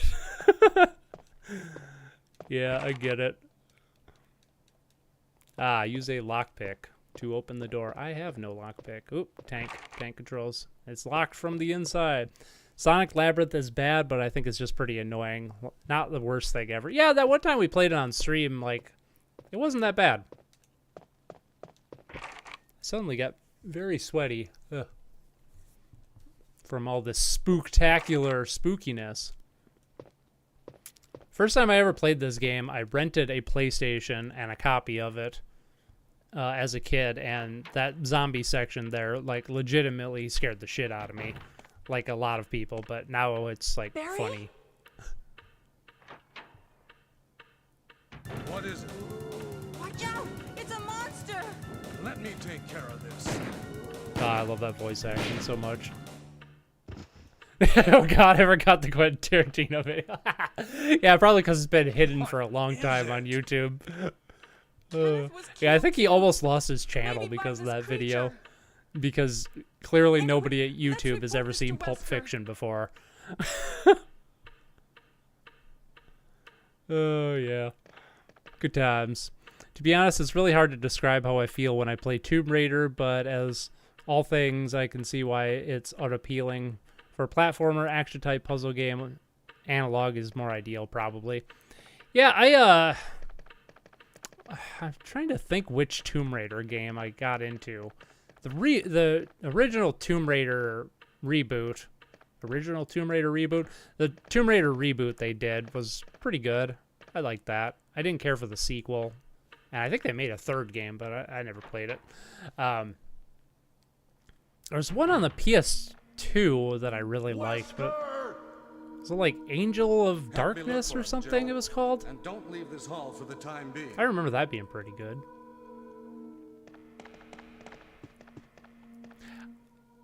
Now, I think I've played Tomb Raider 2, though, and I do remember liking that one, and that one's got tank controls as well.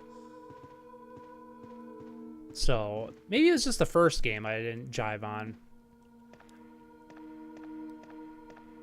Doop, doop, doop, doop. I don't remember where to go. I've got to search this hall first. All right, we're searching. Searching for Barry.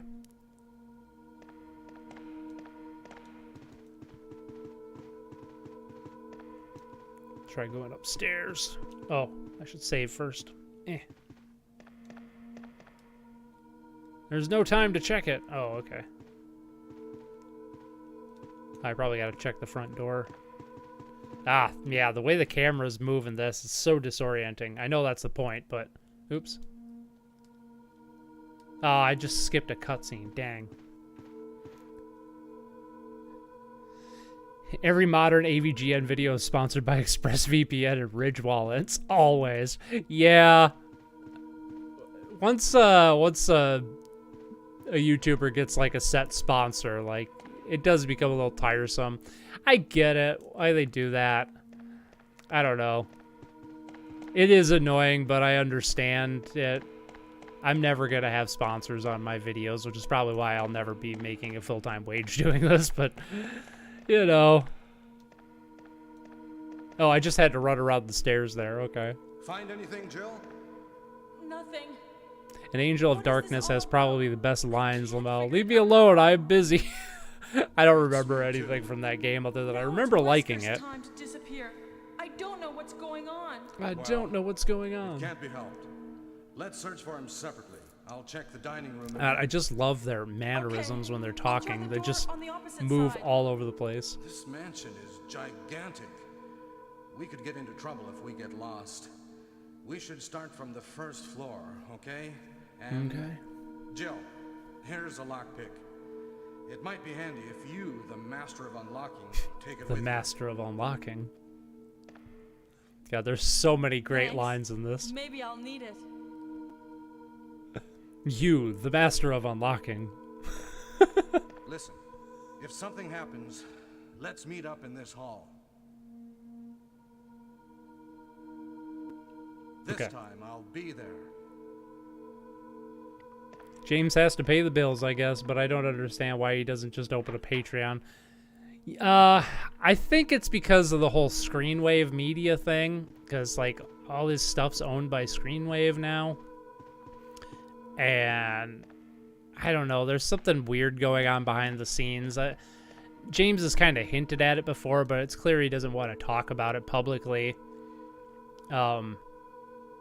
There's been speculation that, like, you know, the guy who owns, like, the Screenwave stuff is, you know, kind of holding James hostage to keep pumping out videos he doesn't want to make and stuff like that, and shilling for companies he doesn't want to do. And I don't know if any of that's true. I don't think there's any evidence to support that, but it definitely seems like something's going on behind the scenes. But you're right. The logical thing would be for him to just open a Patreon, because he's like one of the most beloved people on the internet. And even though I don't care for the AVGN anymore, it's not my thing anymore, I've moved on from that kind of video, you know, I still respect the hell out of the guy and, you know, the stuff he makes. So I would love for him to open up a Patreon and, you know, be supported without, you know, shilling for VPNs, which are pretty much the internet equivalent of snake oil, and, you know, Ridge wallets. Like, first of all, very few people carry like a full-blown wallet anymore these days, and if they do, it's probably attached to their cell phone. So I don't know. That's like, wallets are kind of like in 20 years are going to be like having a pocket watch, I think. Like you just need something to carry your ID and your card. That's about it. You don't need cash. I guess I still carry a wallet, but that's mostly because it has all my cards in it. It rarely has cash in it. Oh, right, lockpick, yeah. Maybe I should pay attention. I am the master of unlocking. I need to go pick this door. Or not. What do I... You have used the lockpick. Oh, you just use it automatically. Nice. You haven't seen the AVGN video about Tomb Raider, have you? It's basically an Angel of Darkness. There was a guy in a park staring into the air saying, "Leave me alone, I'm busy." Busy doing what? No, I haven't seen that one. I still like AVGN, I just don't watch it as much as I used to. Hilarious as the voice acting in RE1 is, I think it actually enhances the scary atmosphere. Oh, I totally agree. It's the cheesiness. Like, cheesy acting and horror go hand in hand. It's one of the facts of life. That no one acts like a normal human being puts the player off just as much as the monsters, dim lighting, and music do. Absolutely. Ah, spooky piano. Oh, come on. Get over there. So one thing I don't like about tank controls is it's easy to get hung up on corners. A fine grand piano.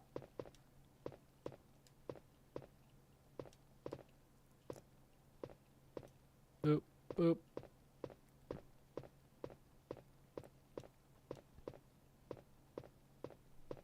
Nope, nope. I'm gonna go this way.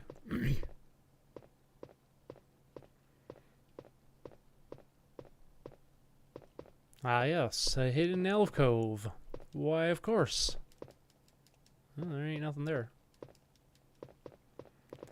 Though you gotta wonder, is the bad acting on purpose? Because the level of bad can't be accidental, right? I don't think it was purposeful. You can't really fake bad acting. You can do something similar. Here's a deep pull for you. Has anybody seen Garth Marenghi's Dark Place? If you haven't, it's a highly recommended cheesy BBC show. Great show. It stars a bunch of genuinely good actors trying their hardest to act as badly as possible, and it's the only time I've ever seen it work out well, and I think it's just because the actors that they chose are such good actors that they can act badly enough to sell the idea, but most of the time when people that are okay at acting try to mimic bad acting, it just ends up being cringy. But then you have the glorious times where you have truly horrendous voice actors, or just actors in general, like, you know, Troll 2 or Birdemic or something like that, and it is just a glorious thing to witness. Which PS1 voice acting has the better cheese, Resident Evil 1 or Castlevania Symphony of the Night? I gotta go Symphony of the Night. I love Symphony of the Night's cheesy voice acting. It's so good. I mean, Resident Evil is very close too, but did I even get anything in that room? I don't know. That's kind of been my experience playing every Resident Evil game, is just wander around aimlessly. I got AIDS spray. I got some AIDS spray. Boop. So about the whole sponsorship thing, there was a YouTuber for me that handled it better. He liked to mention at the beginning of the sponsorship and then talks at the end of the video at it.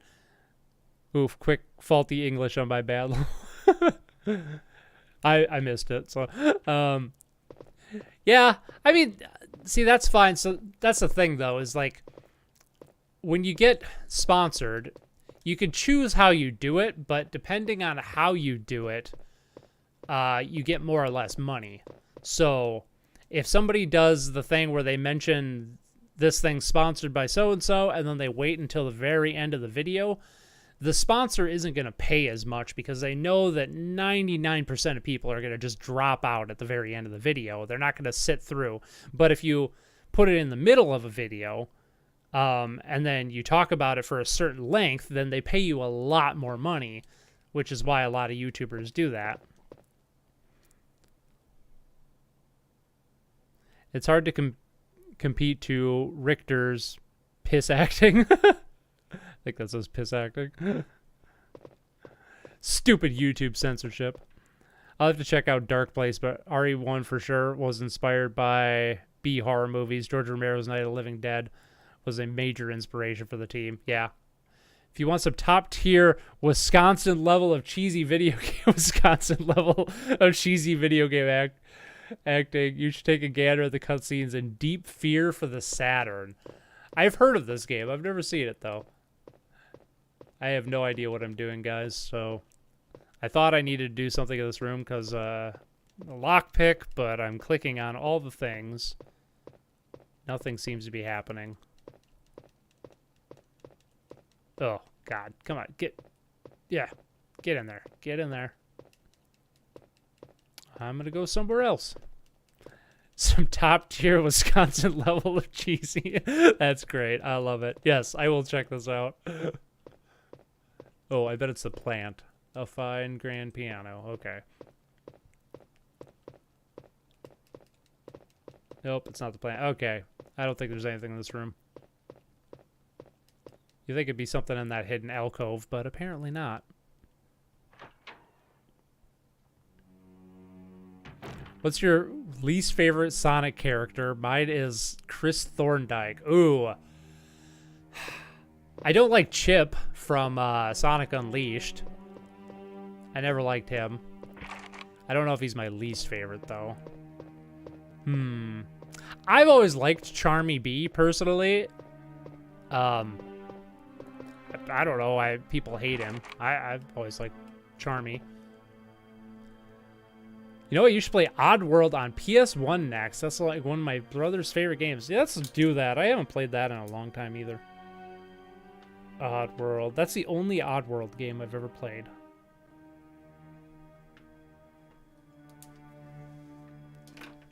Let's put Oddworld. Good call. Big the Cat for sure. His quest in Sonic Adventure 1 is the worst thing of all time. Yeah, Big's up there. Big's pretty bad. This goes back into the foyer, right? I think so. Oh, right. There's that clock again. You know, I'm actually having a hard time with the tank controls in this game for some reason. Will you take the emblem? Yes. I don't know what I need to do with the emblem. It's a tough choice between Thorndike and Princess Elise. Yeah, I think Princess Elise is probably the worst. She's pretty bad.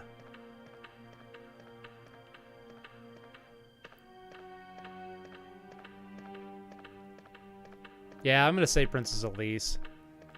Chris is pretty bad too, but I never got super into Sonic X. Kind of all the characters suck in Sonic X, at least from the handful of episodes I've seen. Everyone's pretty annoying in that show.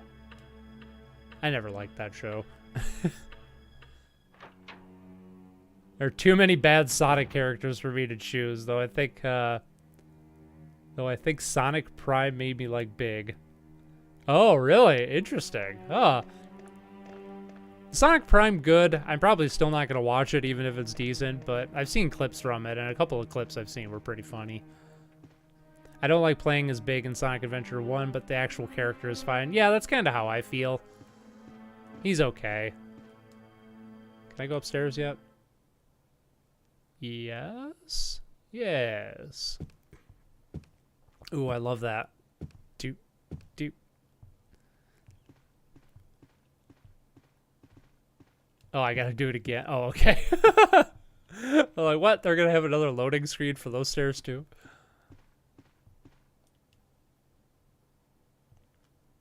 You know, I never ended up finishing it, but at one point, like 3 or 4 years ago, I was writing a critique for Sonic Adventure 1. Oh, no, back up. Ah, crap. And I actually, while I don't think they're good, I think Big's levels had potential. I think they just really shit the bed on them. I kind of like the idea of like an adventure fishing game.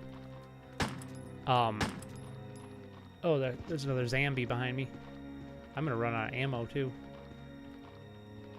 Oh, and he got back up. Of course he did. Shit.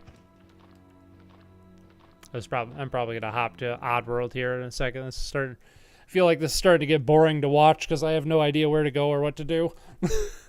Probably a good spot to hop. So that's Resident Evil. I gotta play more of that because I haven't played it in a long time and I do not remember hardly anything about it. Capcom. But yeah, like some of the segments in like Big's levels in Sonic Adventure 1, I feel like they had a lot of potential.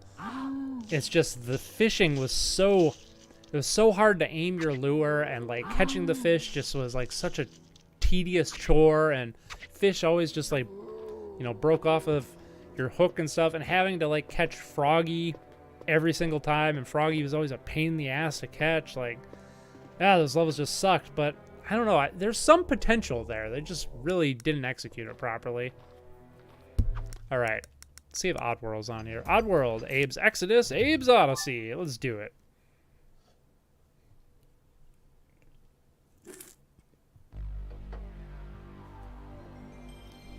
Prime's pretty good, but ends in a cliffhanger, so you might want to wait. I probably wouldn't watch it anyway, to be honest, but of course it ends in a cliffhanger. Everything ends in... Season 1 of every modern TV show has to end on a cliffhanger because it's good for marketing. You know, then everybody will be like, oh my god, it's like there's something else going on. So that doesn't surprise me. It's also pretty difficult to hate a character voiced by Duke Nukem. Wait, what? Like, Big the Cat is voiced by John St. John? Is that what you're telling me right now? What? Is that true? That blows my mind. But it's so refreshing seeing those designs of Sonic with good animation. Haven't seen good animation on them since that pre-rendered cutscene in Unleashed. Yeah, that is nice. I think Big should have been like a mini-game in the Hope World's not essential to the story in the mini-game. That's kind of like the biggest problem, I think, with Big is, or really like E102, Gamma? Was Gamma the one in Sonic Adventure? I don't know. One of the robots. Or Amy's levels. The fact that they were just kind of like, you know, a requirement to like, you know, see the rest of the game just, kind of sucks. Game speak? What is game speak? What is that? Oh, I see. Hold and press. Hello, angry. Wait, follow me. Ah, yes, the fart button. The L2 fart button. Goodbye. Bye. Okay. Okay. Follow me. Now follow me. Is loading, so get over it. All right. I think they should have explained the fishing mechanic more because my first playthrough was me fiddling around with the jank. Yep, true that. Always wanted to play Oddworld. Think Jordan Underneath, an old emo / gothy reviewer, first exposed me to the series. He now does art and music videos. They say it's the biggest meat processing plant on Oddworld. On Oddworld. I used to work here. Well, I was really a slave, like all the others.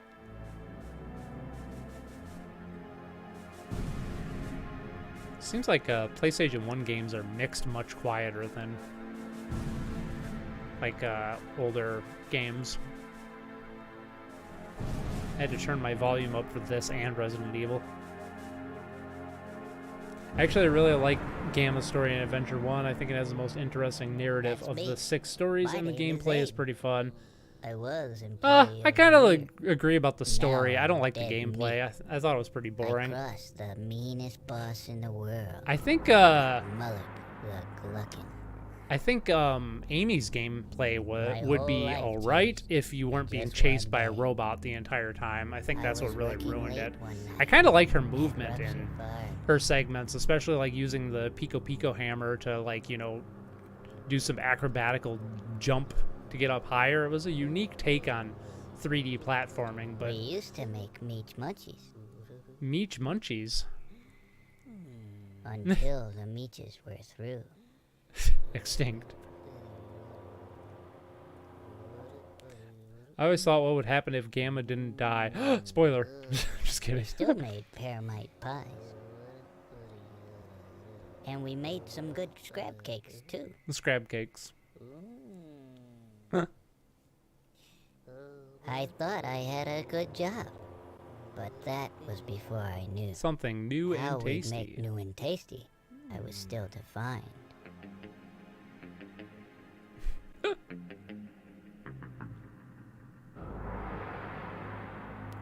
The truth, it turned out. Now that would blow my mind. This is so charming. I The forgot about how gluttons much I were love this scared, opening. 'cause profits were grim.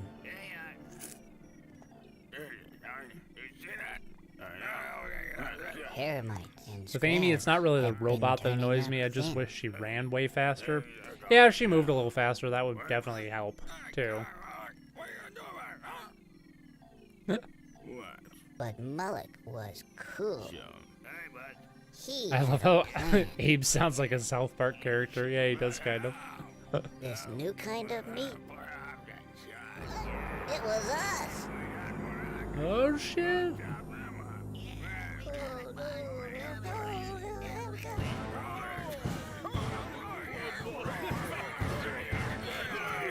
Oh, shit.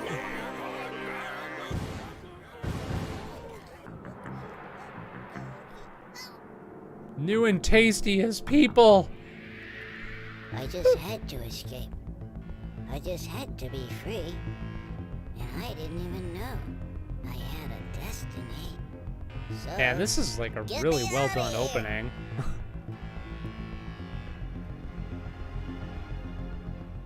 Nice. Nice. You get all my references. I remember playing Oddworld, Munch's Odyssey, and seeing the cutscenes for these games. The ones with his eyes stitched shut gave me nightmares for a few days. Yeah. Yeah, I gotta play more of the Oddworld games. Alright, R1 while you press left or right. Thank you. I actually need a tutorial for this game. I do not remember how to play it. Directory, packaging, to hoist, stand, oh, excuse me, stand under the ledge, and press up, womp, womp, there we go, ah, gotta go through that door.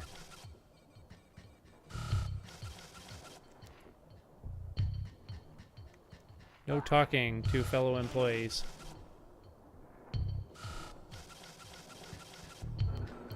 Don't forget my message. Oh, I keep overlooking your messages. I'm sorry, Fungi. Fun fact, when I saw the title screen for Oddworld as a kid for the first time, it gave me uncanny vibes. A bit freaked out that Abe broke the fourth wall. Nice.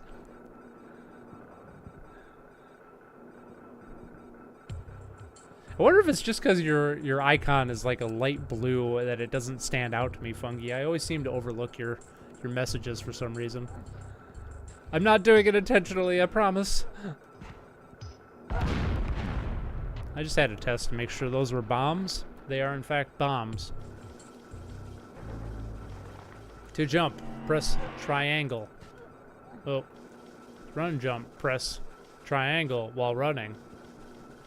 Thanks. Ah, triangle's a weird button for jump. Ooh, what was that? Should probably read this. To sneak past the sleeping slig, hold R2 while you move. Ah, gotcha.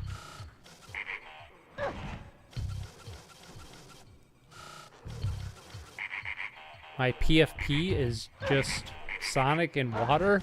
PFP?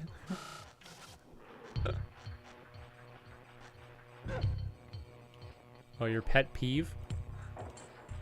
Lever. Stand next to it and press square.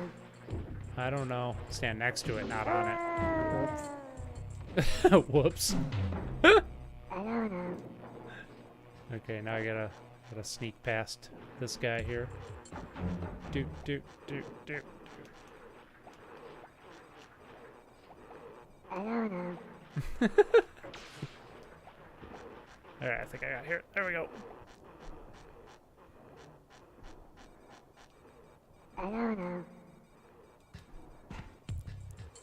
I actually remember there was a hole there. Uh-huh, yeah. To use the ring, stand underneath of it and press up. Okay. Just like a hoist. Oh, hey.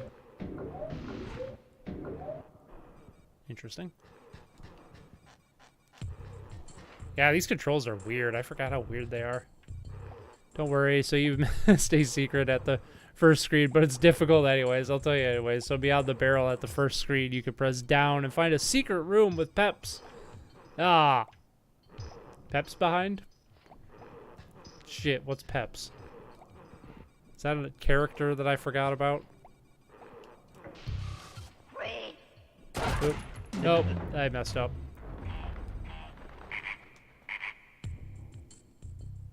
Yeah, I forgot how bizarre these controls are. It's probably intentional, but... Doop, doop, doop. Yeah, I never knew of any secrets in this. I don't think I've ever beaten this game. Come to think of it. I won't kill my brethren there this time. Doop, doop, doop, doop, doop.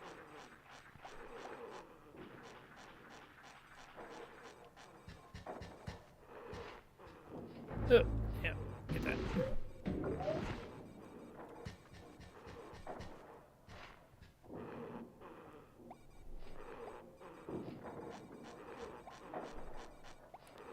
Stand in the center of it and press down. Later, hater. Decapitation toll cut in half. Do these things hurt? These probably hurt. No, they don't. Okay. So Peps for people because I can't. Oh, peeps. Oh, gotcha. Because I can't write a novel. And also my autocorrect probably just said beyond or something and I wanted to write behind. Gotcha. I understand. Yeah. Doesn't help that I'm dyslexic and reading is hard. So I'm never quite sure if it's me or not. Your first task is to escape from Rupture Farms. Watch out for slings. Okay, we're watching out for slings.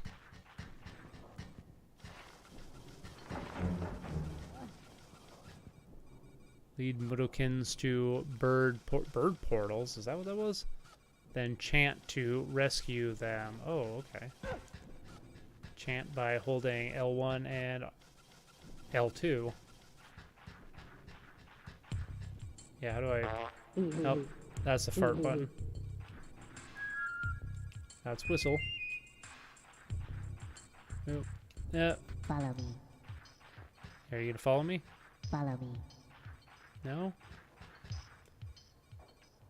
So you know how to say follow me? Yeah, I just figured it out. Hello. Hello. Oh, I have to say hello first, though. Okay. Oh, okay. There we go. Doop, doop, doop, doop. Okay. I think I scared the birds away. Does that matter?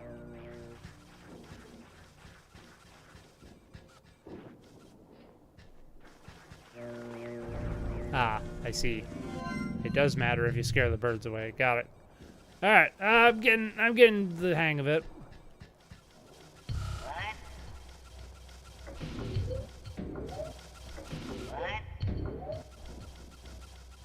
Yeah, get on the thing again. Damn it. Damn it, get on there again. You know you want to. Damn it! Timing. Yeah, there we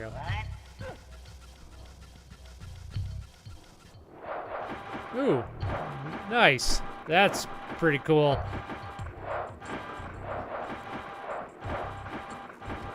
Oh! There we go. Okay. What? Oh, that's a bomb. Shit. Dude, deactivate a bomb. Run face first into it.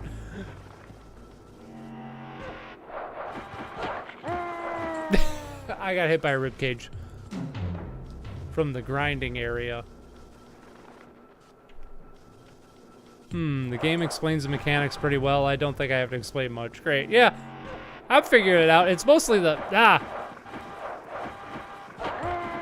It's mostly how stiff the actual movement is that's messing me up the most. It's not bad. It just takes some getting used to. And I've only played this game, like, once. Ah, damn it.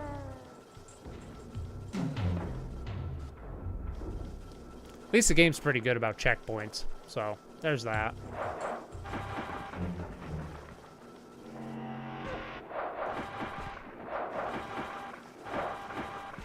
Okay, don't run into a bomb. Don't run into a bomb.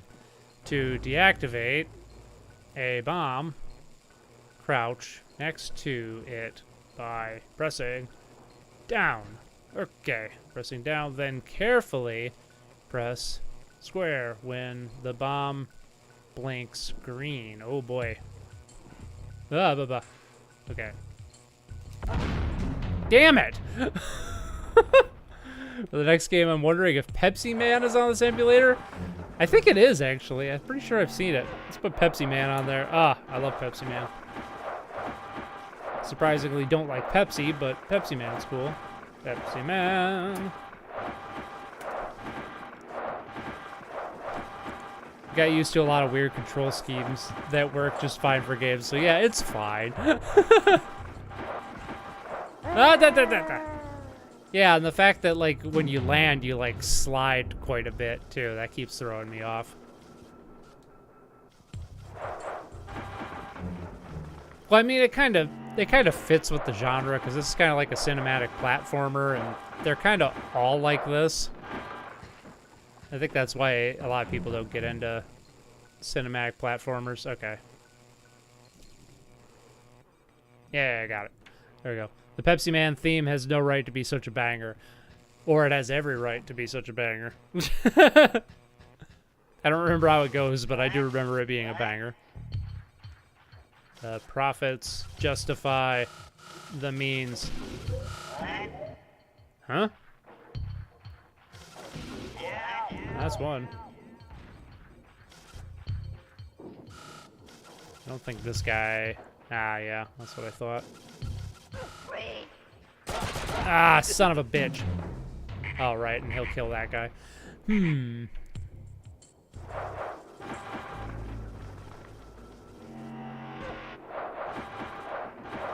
Ah! I wanted to hit the L1 button, not the triangle.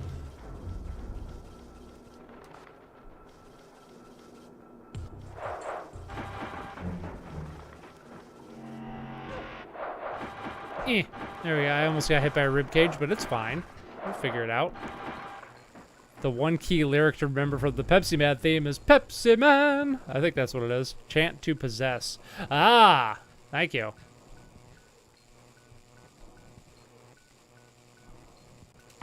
Fuck.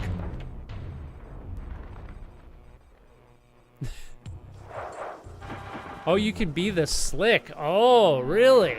Oh, okay.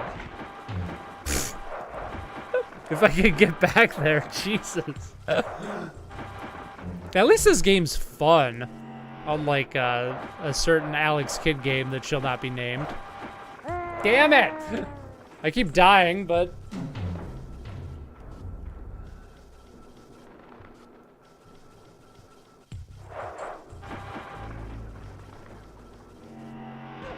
Alright. Jump. There we go. Don't get hit by the ribcage. now. Yeah, there we go. Okay, bomb. Slowly disable.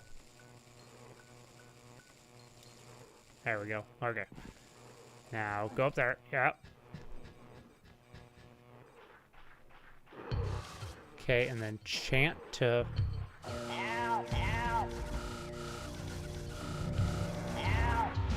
Whoa! What? Damn, I don't remember doing that.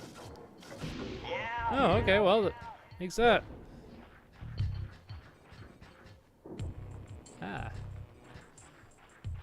Maybe making more careful moves is better? I think I'm trying to. Alright, hello. Oh. Hello. Hello. Hello. Is there a bird thing around here? Can you follow me up? Okay. No.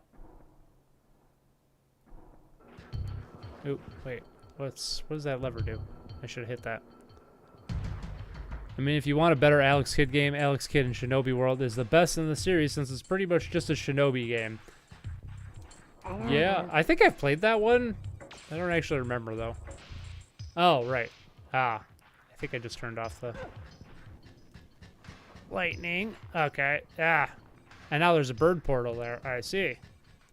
Okay. Hello. Hello. Hello. Follow me. Okay.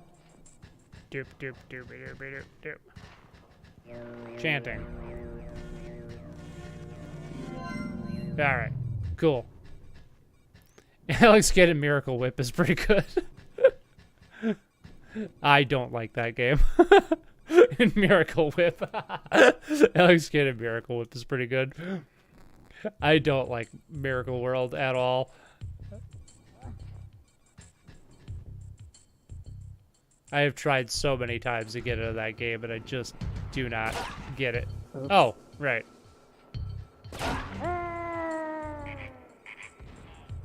Maybe I should read the green scrolling text that'll tell me how to play.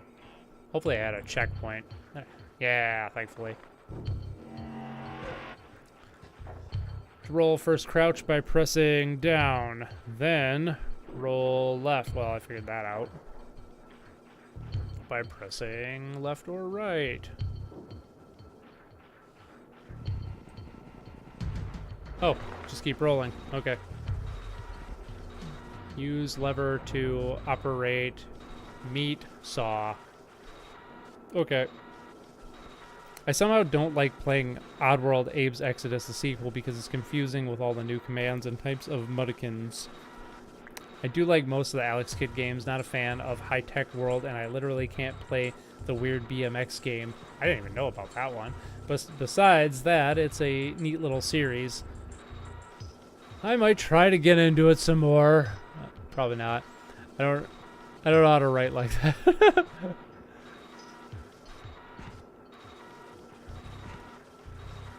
I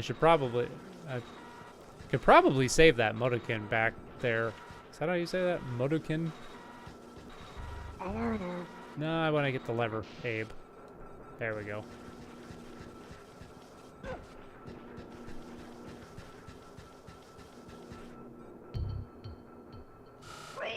Blah, blah, blah. Now that's interesting, having the portal just show up whenever you leave the screen. Say hi to... No, wrong button. Hello. Okay. Hello, follow me. Okay. Oh, actually, just chant. There we go. Yeah, there we go. Nope, I wanted to... Yeah. Yeah, like I said, at least I'm having fun with this game while dying all the time, but... Because the game's kind of designed around, you know, trial and error and figuring it out, but I don't know, that Alex Kidd game we played earlier was... That was rough. Oh, the birds were there the whole time. I see. The birds were the friends we made along the way. Doop doop doop doop boop doop boop boop boop doop boop doop. Nope, wrong button. Hello. This button. Yeah. Hello. Yeah, the fact that, like, in order to, like, do commands and stuff, you have to hit, like, L1 or L2 in conjunction with one of the face buttons is taking some getting used to. I don't know how they could have done it any better, but it's just like a kind of a complex game under the hood, really. Yeah, he's gonna shoot me.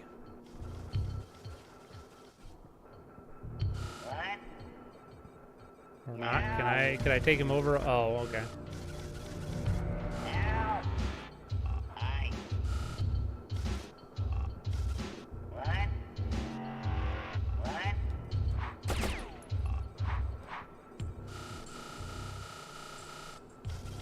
Okay, now I'm controlling him. How do I stop controlling him? Nice. Oh, okay. I'll chant again. Oh! Well, dang, I could just straight up kill them whenever I want? Well, that's nice. What does the red stuff say? Something about a toll? The Alex Kidd arcade game only had one lead Muddikins to bird portals. Oh, okay. I do that. The Alex Kidd arcade game only had one command, and that was jumping, so yeah, that was boring.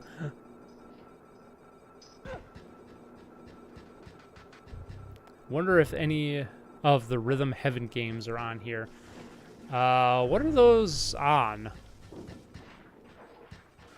Are those? Is that a Nintendo-only franchise? The only one I ever played was on the Wii, I want to say? I don't remember. Oops, something about shadows. While Slig is facing you, or you will be seen. Sneak behind Slig when it walks away from you. Lost Stars is the arcade game you're referencing, both the arcade and on the Master System. Ah. Sneak to shadows. He saw me. Shit. It said sneak to the shadows. GBA, arcade, Wii, DS. Okay. Mostly Nintendo. No, I want to be rolling. I want to be rolling. Damn it. What time is it? All right, I think we're going to hop to Pepsi Man here instead of you guys watching me suck ass at Abe's Odyssey some more. Fun game, but kind of takes like all of my concentration. I'm thinking a Rhythm Heaven game will too, but I kind of want to try it, so we'll see if we have one. Because those games are a lot of fun. Although I want to say I played a rhythm game on stream before, but I don't remember what it was. Somehow dark games are always selling the atmosphere like the old video game systems like the PS1 for some reason. Yeah. Yeah, like this aesthetic just looks so nice on like with low poly graphics or like pre-rendered stuff like this, and I don't know, this is a gorgeous looking game in its own grungy way. Aesthetically, this game holds up really well. Rhythm Heaven. All right, we're gonna hop to Pepsi Man if I got it. Otherwise, we're gonna find a Rhythm Heaven game to play. And I'm gonna crack open second seltzer for a certified seltzer moment here. I played Jammer Lammy on stream. That's right. Yeah, I guess a rhythm game goes pretty well. I have a feeling the arcade and Wii Rhythm Heaven games aren't going to be on here because they're Japan only. The arcade one might. The Wii one definitely isn't because I don't have any Wii games on here. We'll try Pepsi Man first, which would be this way if I have it. It doesn't look like it. Parappa, Persona 2. Nope, I don't got no Pepsi Man. Damn. I'm gonna have to put more PS1 games on here. Alright, let's see if I can find a Rhythm Heaven game. We'll try a GBA. I think I have the full GBA library on here. Game Boy Advance. R for Rhythm Heaven. That's the wrong button. Rayman 10th anniversary. Oh, shit. Oh, dang. There's a side-scroller Rayman 3? I didn't know that. And an isometric. What? Damn, there's a lot more Rayman games than I thought there were. Good old raving rabbids. Wait, how is Rayman Advance different from Rayman 10th Anniversary? They're both just the first Rayman game. Weird. What the fuck? Oh, I got like French Rugrats all grown up here. Well, you know this means, folks. We gotta play this. Parappa would be pretty cool. Yeah, we could turn on Parappa. I'm more partial to Jam or Lammy, but I already subjected y'all to that a few weeks ago. Let's put some Parappa on there. That, Vib Ribbon, or Vibe Ribbon, however you pronounce it. I wanna get that on here too, because I've never played that game and it looks so fun. Nickelodeon, all grown up. Express yourself. All right. Gonna play a new game here of story chase. Story chase? Mini games, customize, options, accessorize. And a PDA. Definitely a product of its time. Oh, I must have hit the wrong button. Let's do story chase here.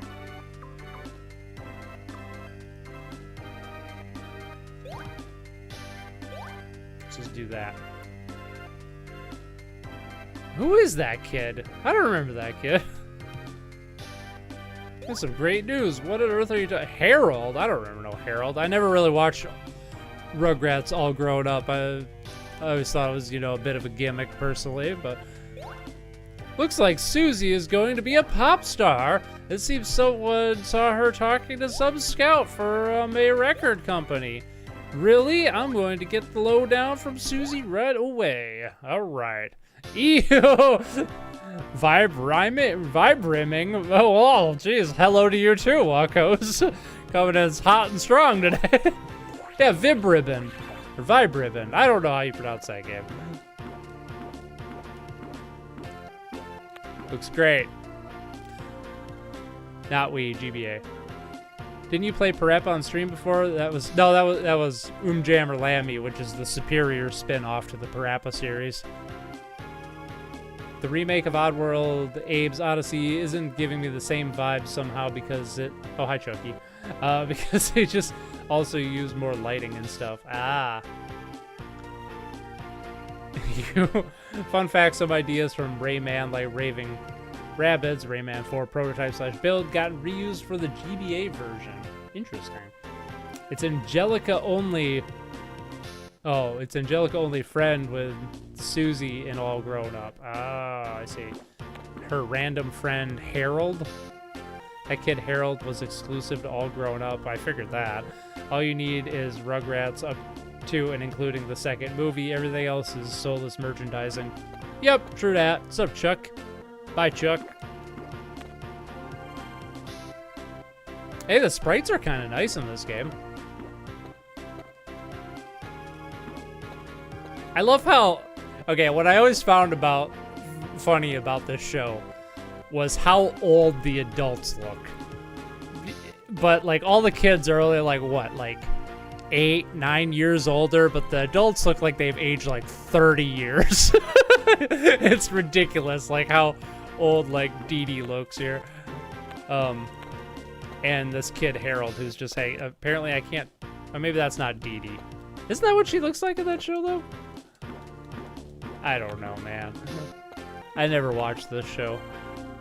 I did watch a lot of the original Rugrats, though. Oh, Angelica can dash. I kind of like Angelica's character design, though.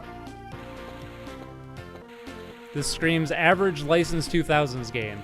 It absolutely is. I was scared that Harold kid was what Chucky evolved into. He looks chill. Oh, hey, I forgot your name. Betty? Is it Betty? Feeling Little's mom? Can I, like, not talk to anybody? They just exist to, like, look at. I'm hitting every button. I'm hitting up or down. That's Dee Dee. Dill is the one in the house you just saw. Oh, well, he looks exactly like Harold. Oh, okay, that was supposed to be Dill, right. I never liked Dill. There were so many slice of life cartoons in the early 2000s. Hey Arnold, all grown up. Weekender? Or Weekender. Doug, etc. So weird now that there's basically no slice of life anymore, and there most likely never will be. Yes. Why is this game reminding me of Elf for the Master System? Yeah. Huh. Interesting. What do you do in this game? That is a great question, Tanish, because I have no freaking clue. I can't seem to interact with anything. I just knocked that poor kid out of his ass, but it's okay. It looks like he is lit as fuck, so he's probably cool with it. I never liked Dill either. He sucked as a baby and as a teenager. Okay, at least it's not just me. Boing, boing, boing. Oh, okay. Why is this giving me Bart's Nightmare vibes on the Sega Genesis? There's a crappy game. Ugh, I hate that game. Oh, and now I'm at a point where... Oh my god, is this like a Metroidvania? I need like the high jump boots here to... I can't jump up here. And I can't move anymore. Yeah, this is pretty bad. What happens if I go in the water? Okay, I just start wading in the water. That's fine. Mario's missing gameplay be like... good old Mario's missing.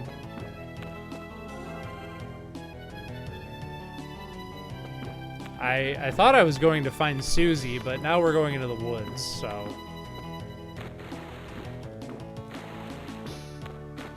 I mean, I kind of like the graphics of this game. It looks pretty nice. And now we're at a dead end. Okay, cool. Everything has been at dead ends so far. I can't talk to anybody. Man, wouldn't that be like a interesting twist if this was like a horror game where you're just infinitely stuck as playing Angelica in a world where nobody sees her? No, bees. And what's the deal with the paper? Is she like a writer in the show?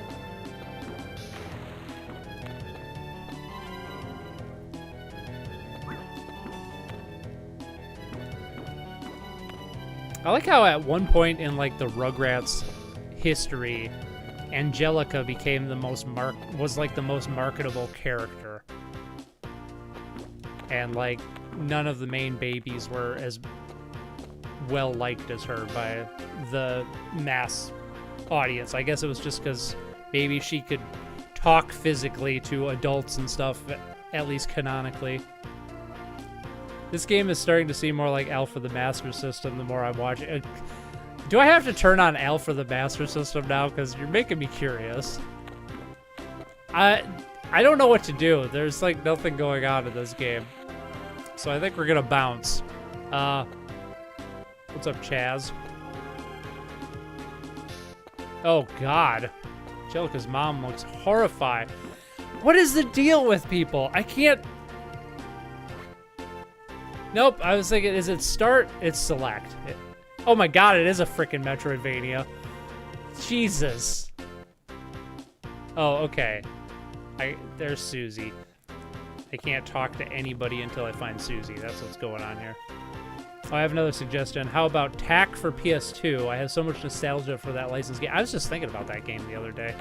I don't have any PS2 games on here at the moment, but I would like to get some, so we'll have to play that in the future. I remember watching Rugrats, but literally don't remember anything from that show. It was fun. I remember liking Rugrats a lot as a kid. I remember Angelica was interviewed by Rosie O'Donnell on Rosie O'Donnell's talk show for some reason. Yeah, the talk show that like you and me and nobody else remembers.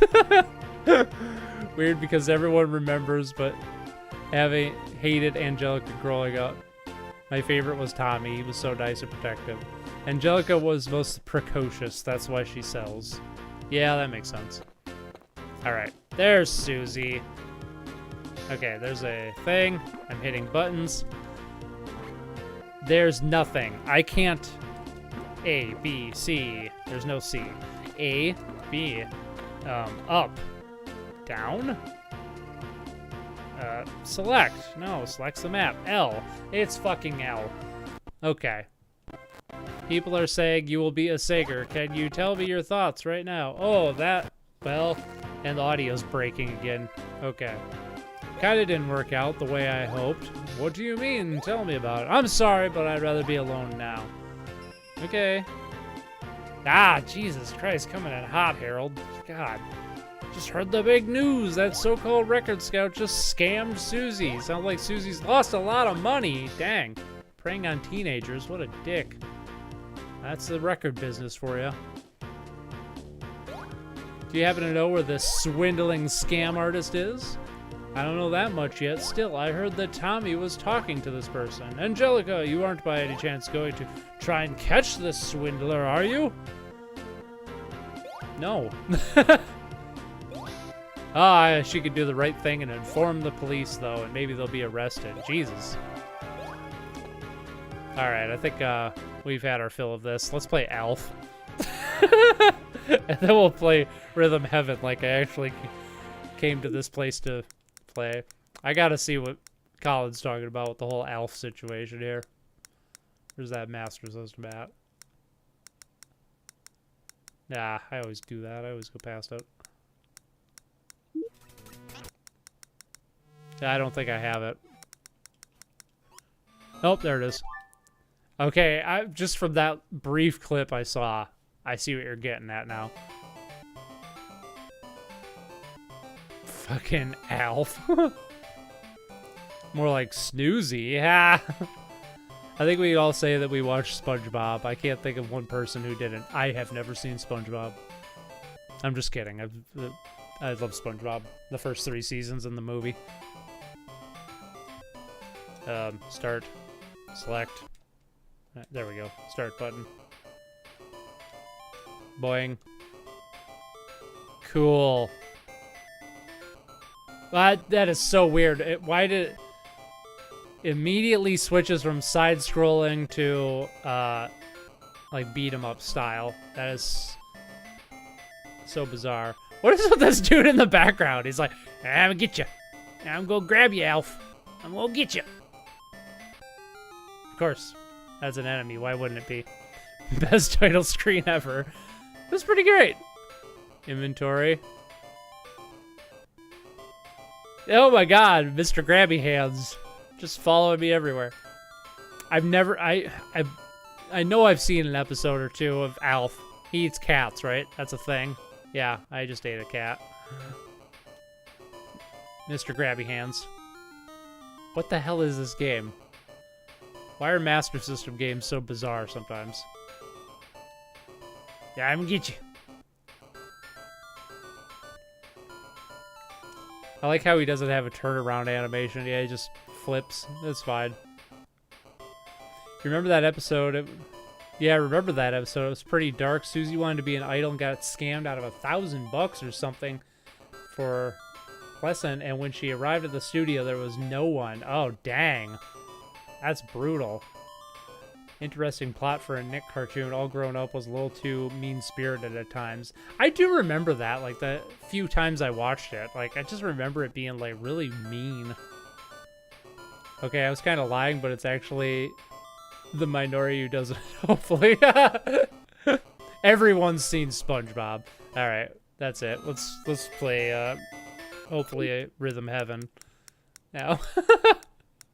I just had to see what, I see the similarities. A kind of similar genre.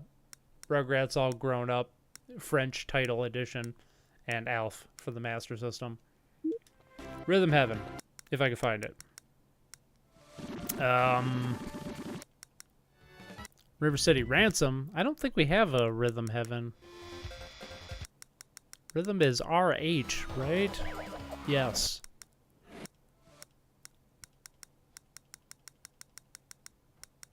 I'm thinking I don't have, oh, Saberwolf.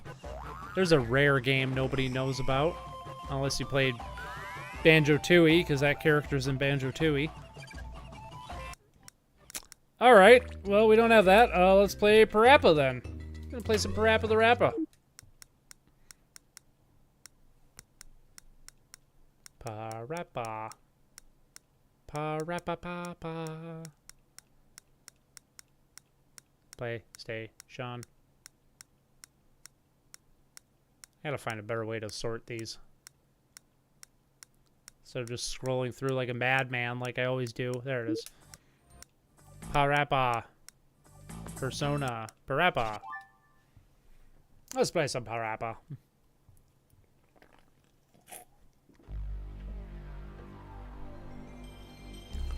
A good Master System game is Lucky Dime Caper, starring Donald Duck. I've heard of that game. I have never played it. I haven't played a lot of Master System games, to be honest. I think the Dreamcast was underrated, huh? I kind of think the Dreamcast was overrated, personally. I mean, it's a great console, but like diehard Dreamcast fans like talk about it like it's the best console ever, and I don't know. It's got some interesting stuff on it, but the library is pretty small because it died early. That's not really the Dreamcast fault, and the system was kind of underpowered compared to like other stuff, but it did come out early. I don't know. I like the Dreamcast, but I kind of think people speak a little too highly of it at times, personally. That might just be me. I know I'm talking blasphemy right now, but I think the Saturn is underrated. Saturn's very underrated console.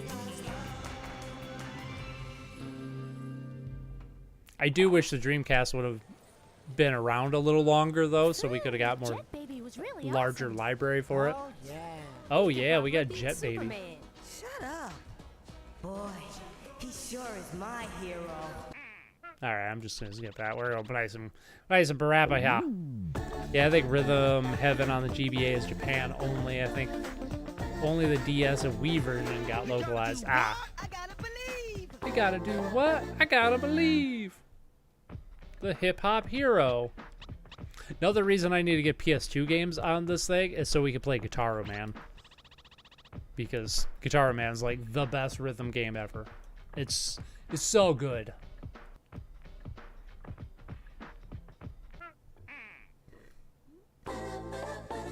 I need to become a hero. Chunky Burger. This friggin' presentation always gets me. What do we have here? Plenty of munchies for everyone, right? Yeah. Munchies but a little bag, all dressed up for us. Ain't that right? Right. What do you say? How about if you and I go for a little walk? My personal favorite console is the N64, but if we're going to talk objectively best console ever made, I think it's a toss-up between the SNES and PS1. Ooh, now, objectively, it's the PS2. Because Joe Chin is here. Joe Chin is here. I have traveled the 7 seas. I have crossed every mountain known to man, and I know that the mighty powers that I have are enough for jerks like you. Oh my I God. shall put on my magic gloves of glory and shall take you on a cruise to destroy all of you. Now, let me tell you of this one incident at this coffee shop where they were. I love how his superpower is just like talking so much that everybody leaves. So great. Wow, I need to become a hero too. Just like Joe Chin. Oh my God. I agree. PS2 is best system. You can't beat that library, man. It's just so massive. I gotta believe. I mean, if we're talking like, if you count the Steam Deck, though, the Steam Deck is the new king of consoles. I adore this thing. It is so awesome. That you are here to redeem yourself. I had to pop in to say that. Nice. Are you ready, young one? This is the weirdest style for a game I have ever seen. I love it. But first, Surprisingly, Jammer Lammy is weirder, which is probably why I love it more. I like Parappa the Rapper 2 on the PS2. I like Parappa the Rapper 2 on the PS2 too, but it's not as good as the original or Jammer.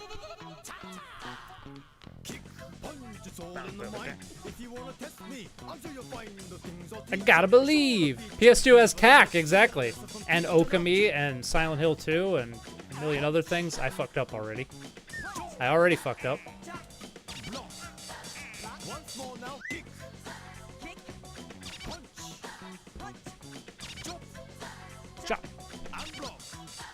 Fuck.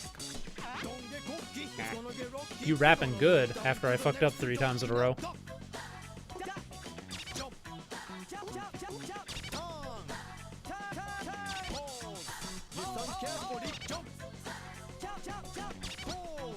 Pose, pose, pose.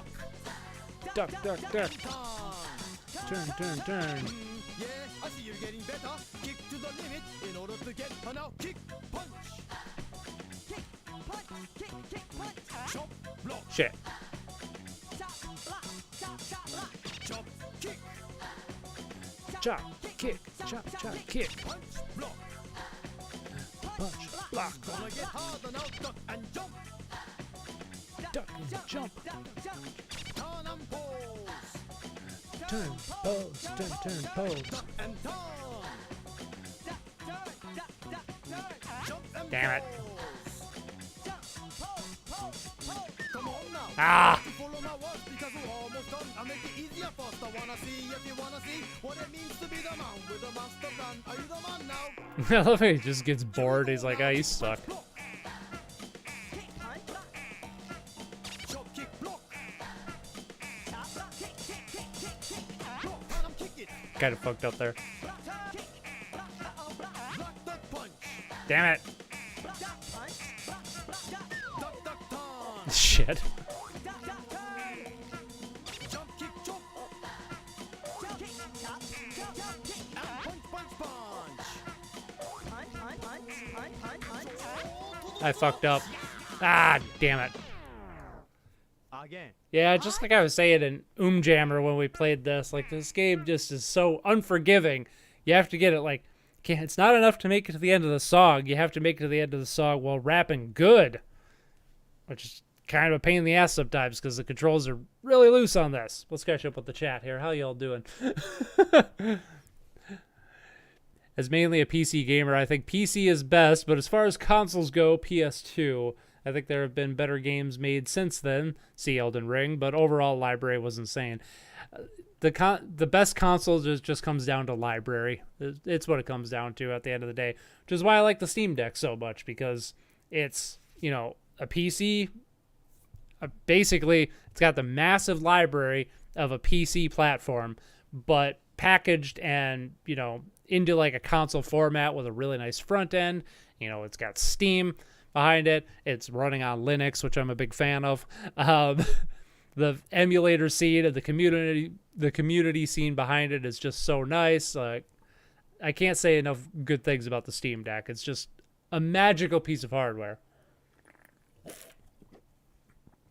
I do agree, like, you know, having, I don't know, you can't compete with a PC games library or a PC system. You can't compete with the library of games available for PC because it's just massive. So, but yeah, if we're talking consoles, like, come on, the PS2 is great. PS2 does have Metal Gear Solid 3, which is my favorite game of all time. So you got a point. I don't count the Steam Deck, though. I count the Steam Deck, though. It's close enough to a console, in my opinion. It's my perfect console because it's, like, actually hackable and stuff. Kind of moving away from consoles in general again, I think. Sega CD would have been better if it came out later and had more games. Well, in Japan, it had a lot of great games. But, yeah, most of them never came to America, unfortunately. PS2 also has, what the hell, Bujingai? A hack and slash where you basically play as Gax Deviant Art OC. What? I understood none of that sentence. And the 32X was just a waste of money and resources. That's absolutely true. Remember Wii Fit? They had some kind of mini rhythm game with a punching bag, and the whole kicking and punching lines remind me of that. Nice. I never actually played Wii Fit, but I am familiar with it. It does come down to library of games, but objectively should be judged by exclusive library of games. Steam has ports of every console, not as many originals. Yeah, I kind of have always hated console exclusives, though, as just a concept. I don't like gatekeeping of any kind, and having I'm looking forward to the days, and I think that I think we're slowly approaching this, where the idea of a console or a platform exclusive game is gonna die. I think, I think it's for the best. I'm tired of, oh, this game is, it's really good, but it's only on PlayStation, or oh, it's good, but it's only on Xbox. That kind of stuff made sense back in the day when systems were different from each other. Like having an exclusive on the Sega Genesis was fine because the hardware was so unique and so different from everything else on the market that in order to properly harness that console, you had to basically make it an exclusive. That made sense. So, console exclusives got a pass back in the day. But now that everything is running on similar engines and, porting a game is as easy as a couple clicks in your engine of choice and, tidying up a few things, I don't think there's any excuse to have console exclusives anymore other than just being greedy, So judging a game by its exclusives, I suppose, makes sense if you're talking about something like PlayStation 2 or older, but ever since even the PS3 and 360, I don't know. It would never happen because of business reasons, of course, but we should have done away with console exclusives long ago because they're just antithetical to everything that I stand for in video games as an artistic medium, in my opinion. Yeah. I'm going to try this over again, and then I'll come back to the chat. Kind of got to pay attention at this.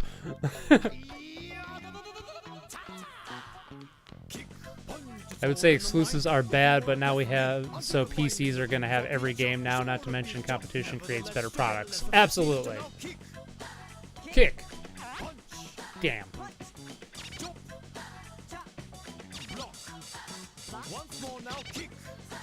Kick. Damn.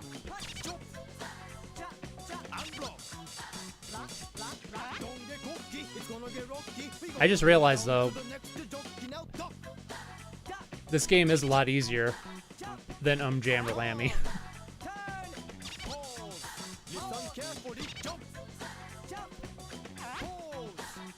Oh.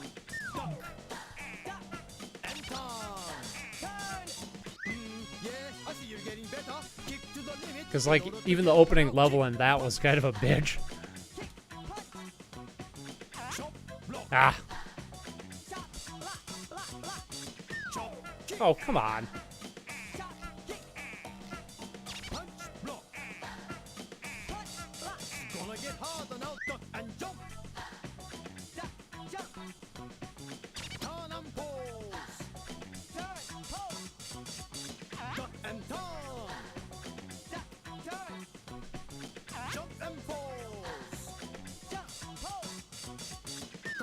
Damn it.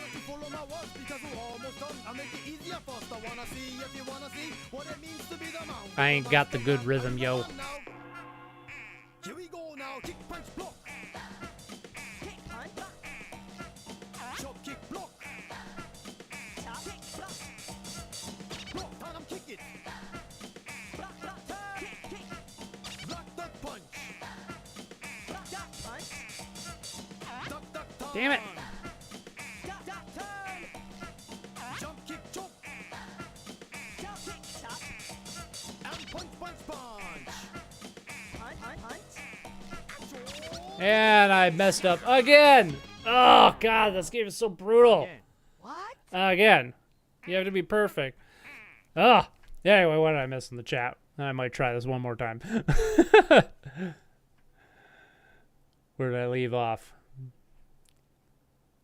The Sega CD just wasn't utilized by devs the best way. The PC Engine CD is an example of how the Sega CD should have been handled, but still has great stuff like Sonic CD, Terminator, Snatcher, etc. Yeah, there's a lot of good stuff on the Sega CD, mostly in Japan. Especially if you like shmups. There are a lot of good shmups on Sega CD. My favorite console of all time is actually the Saturn. It's a fantastic and underrated little system.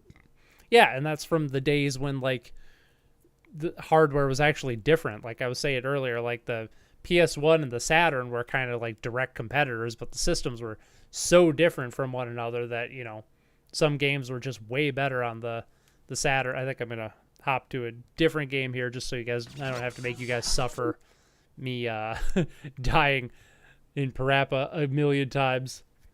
What time is it? Let's start hopping around to some random stuff. What do we got on the Intellivision here? I don't want to play trucking. Ooh, let's play Slapshot Super Pro Hockey. There we go. Nintendo will always have exclusives. Yeah, unfortunately. I'm hot take here. I hope Nintendo goes the way of Sega and they start losing so much money that they're forced to stop making hardware and forced to start putting their games on other platforms. They're the holdout. They are actively making the video game industry worse by just existing as a platform holder. Not as a developer. They should absolutely keep making games. But as a platform holder, they're just making the video games worse. And that's why I hate Nintendo so much these days. And kind of always have. You know, I have no illusions on how awful Nintendo is as a company because I grew up with Sega, damn it. And it's not just some old rivalry. I swear. But you're right. Until Nintendo gets to a point where they can't have hardware anymore, for whatever reason, if that day ever comes, they will always have exclusives, and it will always make the game industry suck. It's just how it is. Ooh, B-17 Bomber. Yeah, we should play that. I would say exclusives are bad, but... Oh, I just read that. Yep. I think the only games that will stay exclusive for a long time are Nintendo exclusives. Yep, because they suck. Your point about old consoles being different for exclusives is my whole point. That's why I'd name SNES or PS1. Okay, that's fair. Their exclusives make sense and make both as great as they are. Yeah, that's true. I'm definitely not as big of a fan as you and a lot of other people are on the Super Nintendo's exclusives, but I mean, it's got A Link to the Past and Super Metroid, so that right there is a big draw for me for the console because those are two of the finest games ever made. So you're absolutely right there. I guarantee you will never see Mario on PlayStation, Xbox, or PC officially. Yeah, I mean, if Nintendo ever did get to a point where they, you know, were financially unable to make their own platform, they'd probably just stop making games entirely rather than, you know, put their stuff on other systems. So, yeah, I mean, it's kind of sad, but that's kind of true. I don't see Nintendo ever going like the way of Sega, but I don't know. I know they only make platforms to keep control over their licenses. Like, they don't make hardly any money on their platforms whatsoever. Nobody's buying Nintendo Online. Nobody buys, you know, nobody downloads stuff from the eShop on the Nintendo Switch because they don't stock the eShop with anything worth buying because Nintendo just sucks at their services. But they have, you know, some of the most beloved game franchises of all time. Where's the A button here? Then press enter. Wait, how the hell does Intellivision work on this thing? Because I don't have like a keypad. Ooh, show keypad. You know what? Maybe we won't play this game. Okay, let's try B-17 Bomber. I have a feeling I can't play Intellivision games because I don't have that weird controller. Yeah, B-17 Bomber. Yeah, Bomb Squad. I hate that game. Ooh, Bump and Jump. I like Bump and Jump. Let's try that. I didn't see B-17 on there. Speaking of Saturn, got any recommendations, chat? I do want to use my Saturn controller for something. Nice. I got one for you. A Stall. Nice little 2D platformer with some really nice graphics. It's got some really good music, too. Number of players. One. There we go. Start. Help. Press A. What's the start button? Okay. Oh. All right. Oh, okay. That's how that works.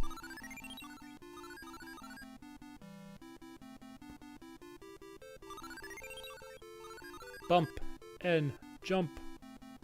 Just, which I believe is kind of like enduro, but your car can jump, right?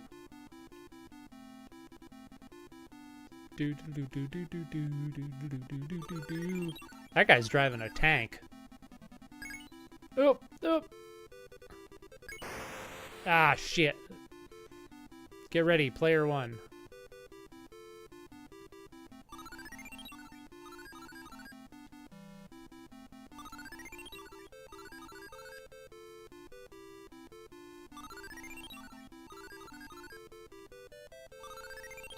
Hey, wait, yeah, is B-17 Bomber a ColecoVision thing? I thought that was a... Ah, I messed up. I'm pretty sure it's Intellivision, right? Because it's got the voice module, which is an Intellivision thing. Maybe I just don't have it for whatever reason. There might be a version of it for a ColecoVision. I think I have ColecoVision games, too. We could try that.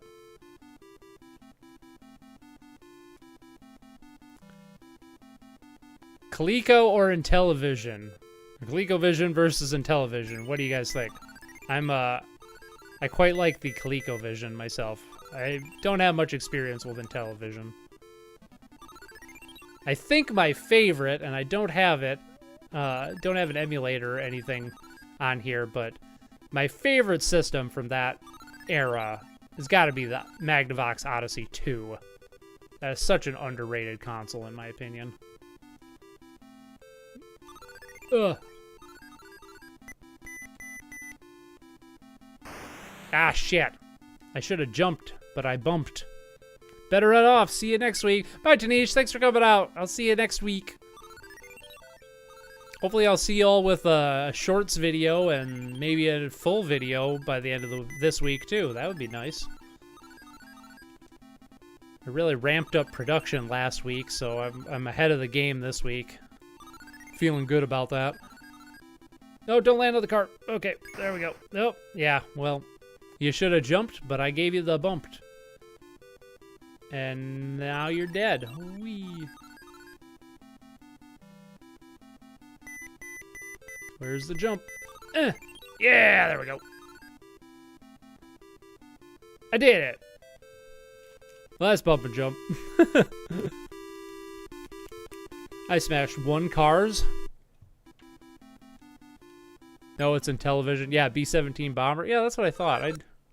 Oh, it is right there. I just completely overlooked it. Let's play B-17 Bomber.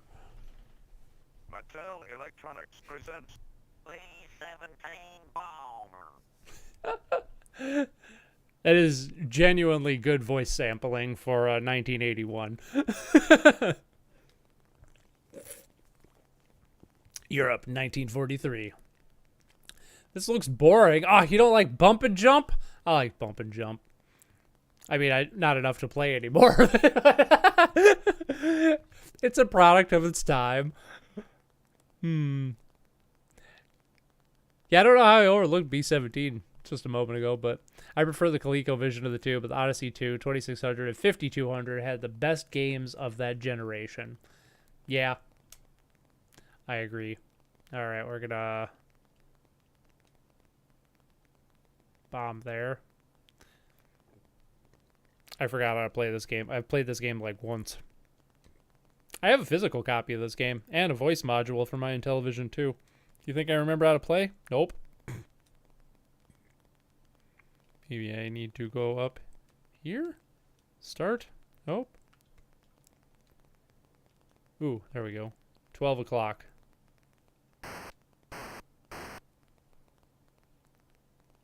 I have no idea what I'm doing. This is World War II, I forgot. I don't own a Intellivision or ColecoVision, just an Atari VCS and 2600 Junior. How the hell do I play this game? 3 speed gauge. Those are my gauges. I think this is too much of a simulation game for my taste. Oh, now we're flying. Okay, cool. Yeah, there we go. trying to turn around here, I think. Is that what I'm trying to do? I don't want to hit the ground, so I don't want to go down. I don't think we're going to be playing this much longer, folks. Okay. Yep. Really got to use your imagination with B-17 Bomber. I have no idea how to play this. The title screen is the best part about this game. Absolutely. I have no idea what I'm doing. I feel like I need to read the instruction manual like 3 or 4 times before I can... Oh, okay. So... 9 o'clock. 3 o'clock. Clicking on 9 goes to 3 o'clock. Yeah, okay. Well, I think that's B-17 Bomber. I think if we... I could probably read through the text here. It'll tell me how to play. But, you know, hit the gritty. Hit the gritty. I think we'll just play something else. Does anyone have any recommendations for games I could play? I'm running pretty low on games to play at the moment. What do you like to play on there, Metro Doodles? What you like to play? Like, do you play on Steam? Are you a console gamer? Or... Because I just played... if you like really weird horror games with trains, I just played through Choo Choo Charles. That was surprisingly good. In a B-movie sort of way. Not good in, like, the traditional sense of the word, but I quite enjoyed it. Very strange game. Very fun game. I like the open world and going... what the fuck is that? Oh, okay. I think I've had my fill of Intellivision for the moment. What time is it? Oh, we got time to play something else random. Sure, let's play something on the Atari. Ooh, Stampede. There we go. Let's do it. You mostly play on PC. Okay. Choo Choo Charles was fun. It's kind of overpriced. It's $20 and the game's only like 3 hours long. So if that turns you off, don't play it. I enjoyed it. Yeah, there you go. For RPGs, Mother 3 for platformers, Dust and Elysian Tale, good one. Or a Hat in Time. Hat in Time's great. Ooh, how about Inscription? Which is like an escape room game mixed with like a watered down Magic the Gathering type collectible card game thing. And it's also a horror game, and it's also got some interesting stuff going on under the hood, like on that like fans of Undertale might like. Inscription's a hard game to describe, but it's a really, really good game. Highly recommend that. I mean, any of the Souls games, if you haven't played those, like, can't go wrong there. What SG-1000 games are there on this thing? Probably all of them. Ooh, I got an SG-1000 game we could play. That's basically Stampede. We're gonna play Girls Garden. I love Girls Garden. Where's my SG-1000?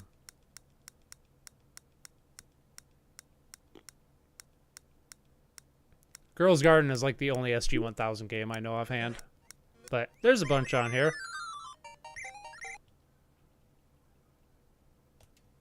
Gee.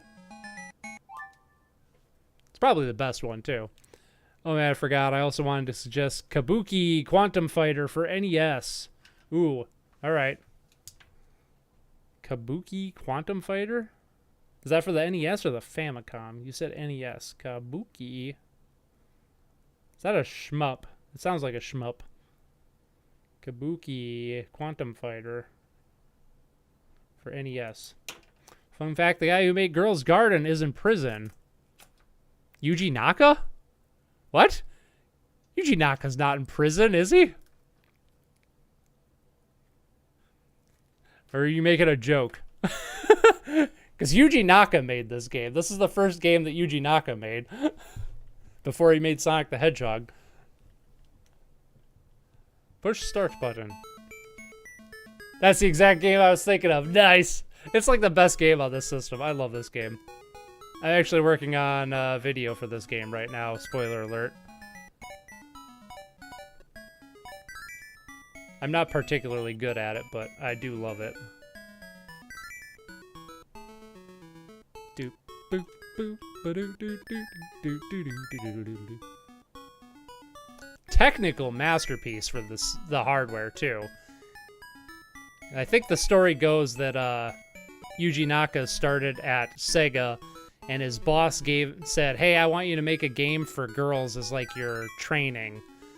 And they never intended on actually releasing it, but the game was so good that they decided to. Oh, that's not good. Level 1, I already used 3 honeys. Not good. Oh well. But the game ended up being so good that they're like, yeah, we're gonna release it. And then welcome on the house. So great. Yuji Naka was arrested due to a series of game-related stock frauds and whatever. What? I didn't know this. What? He got arrested for insider trading? Holy shit, I didn't know that. Okay, you weren't kidding when you said the creator of this game is in prison. Yuji Naka's in prison? What? Oh, man. Now I don't feel so bad for calling him a video game plagiarist once.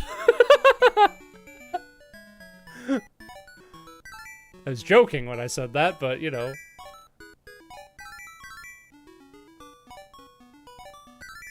Well, I mean, of all the things to go to jail for, at least, you know, you can come back from that one. At least you didn't, like, murder somebody or do something creepy and sexually gross. That's pretty much a career-ending thing right there. Although he'll probably never work for other companies and stuff again. Is that what happened to Balan Wonderworld? Is that why that game ended up, like, being a piece of crap?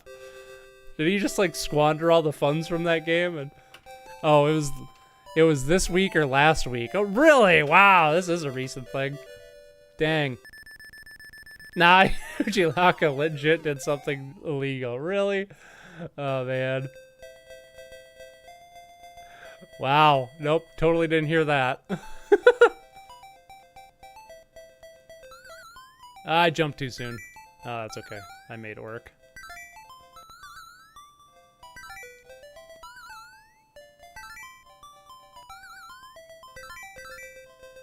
This is such a fun game. It gets ridiculously hard in about, like, oh, like 2 levels from now. Ah, damn it. Messed up. True, insider trading isn't the worst thing to do. Yeah. I mean, you know, it's still illegal for a reason, but it's better than, like, killing somebody. I could still maintain a modicum of respect for somebody who's in jail for insider trading, but not a murderer.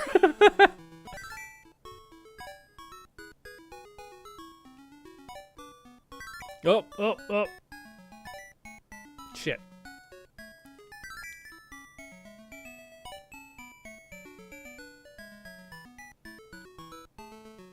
Why are there so many bears? There's so many bears.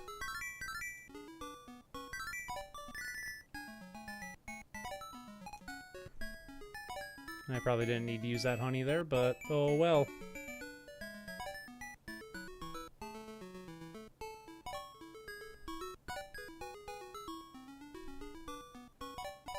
And there's the bee that sometimes drops human skulls for some reason.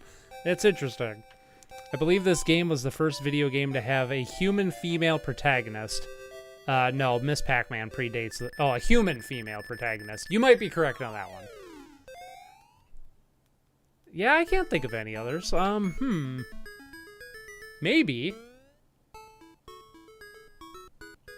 Because I think Miss Pac-Man is the first female video game character, correct? I want to say that's true. Well, actually, when did Great Gianna Sisters come out? Does this game predate Mario? Because then it absolutely predates Gianna Sisters.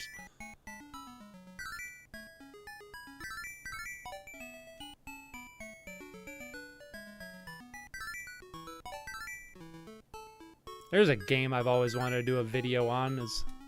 Oh, I'm not out of honey. Oh, son of a bitch. That is unfortunate. All right, we'll just go around here. There we go. Okay. Metroid was 86, I think. Yeah, this game definitely predates Metroid.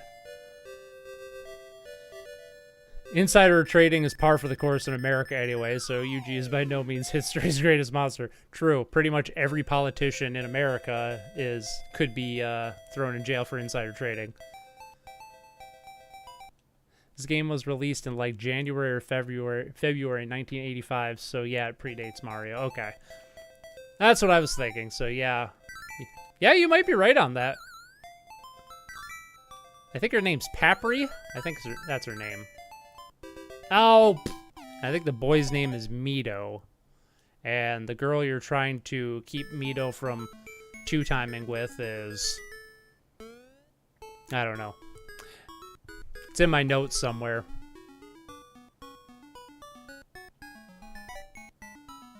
Doop, doop it, doop, boop, boop, boop. Okay, there we go.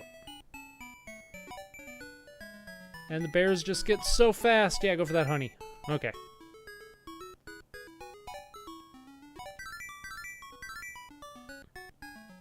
Let's get more flowers. For my two-timing boyfriend.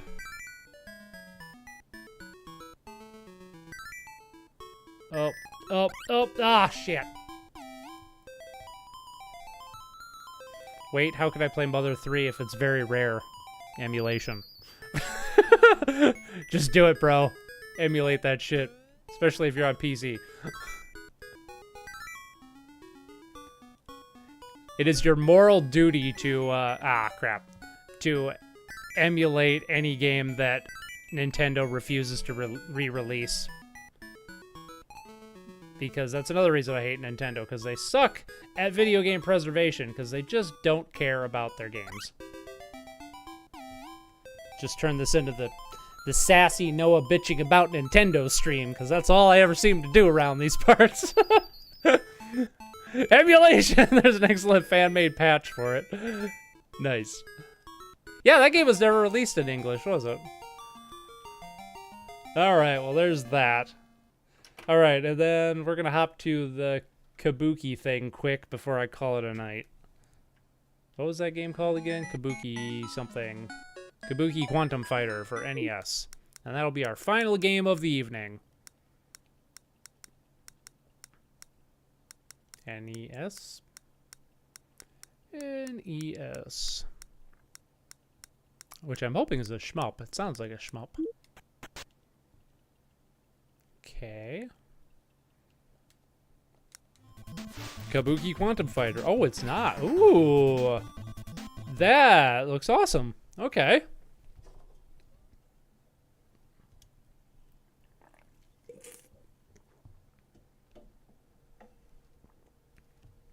Reggie knows that people want Mother 3. It just made it a running gag. Yeah.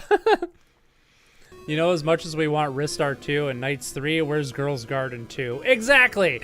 I think that you can make a really cool, like, spiritual successor to Girls Garden. It's a really interesting game.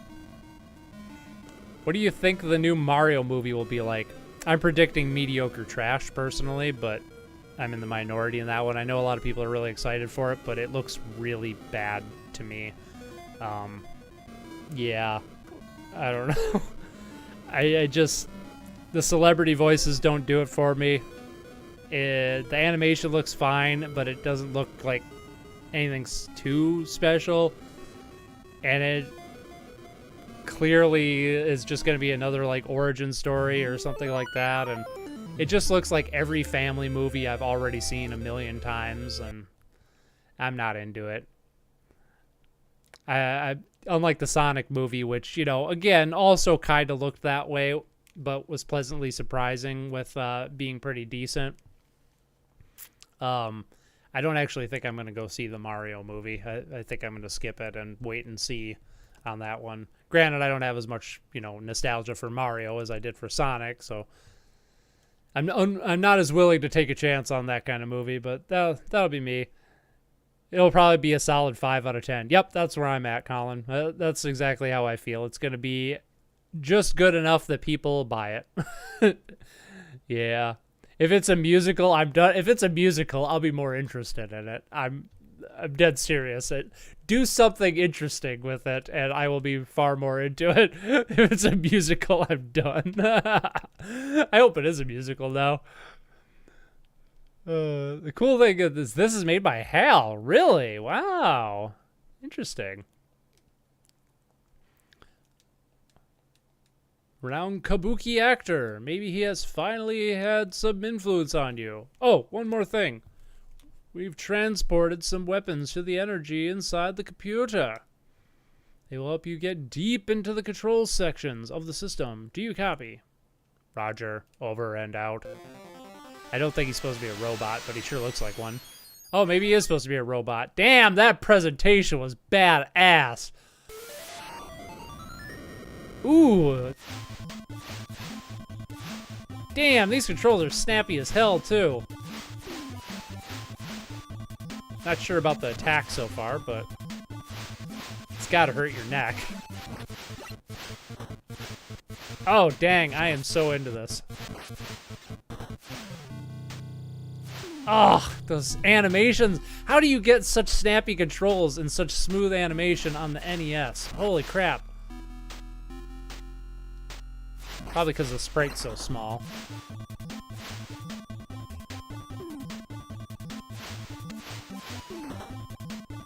Not very good at it, but hey. Okay. Wow, this is really giving me the Messenger vibes. I'm thinking this was a big inspiration for that game. Oop. Got wall climbing. All right. Damn. Good choice. Fungi, you suggested this, right? This game's awesome.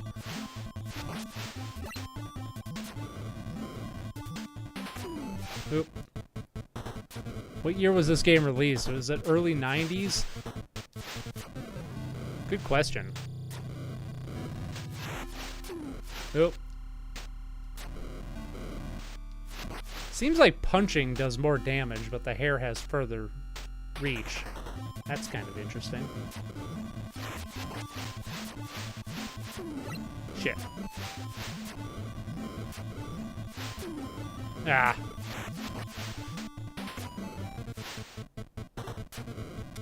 Ooh, I got weapons too. Okay. I was gonna say, it seems like I should have a projectile of some sort. And I have chips. The Messenger is a great game with a great soundtrack. Yes, it is. I'm kind of feeling that way about this game right now. Okay, let's switch back to my hair here. There we go. So I don't use all my chips up. Oop.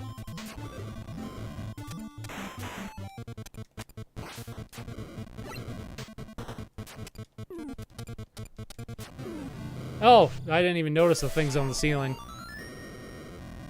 What was this game called again? This is Kabuki Quantum Fighter. I have never heard of this game before. This is a hell of a hidden gem to find.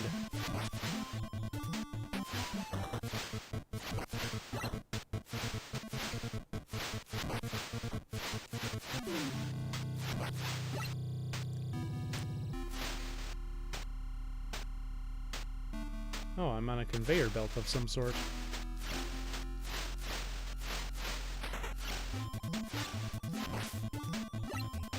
Ooh.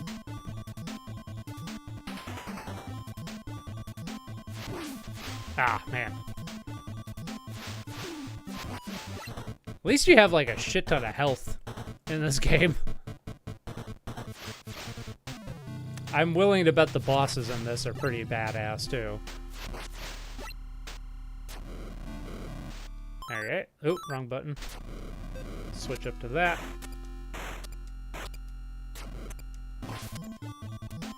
So people talked about this one, I believe. People talked about this one, I believe, or I tried it. I couldn't believe how long I ignored it because it was in a pile of NES games I own. Same goes for Shatterhand. Yeah, Shatterhand was another good pick you had. I think you were the one who suggested it a few weeks ago. That was a fun game, too. Which I quite liked. Oh.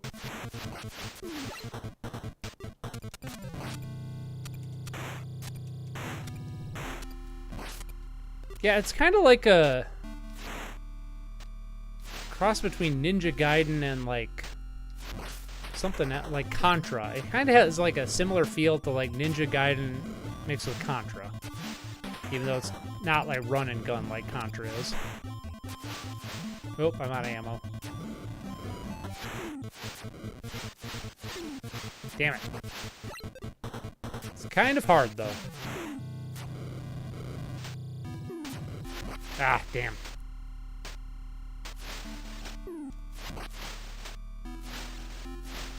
I imagine that once you get good at this game, it's a lot of fun. I mean, it's already a lot of fun, and I'm getting my ass kicked. And the grabbing onto the things and swinging to the next thing, that feels really good.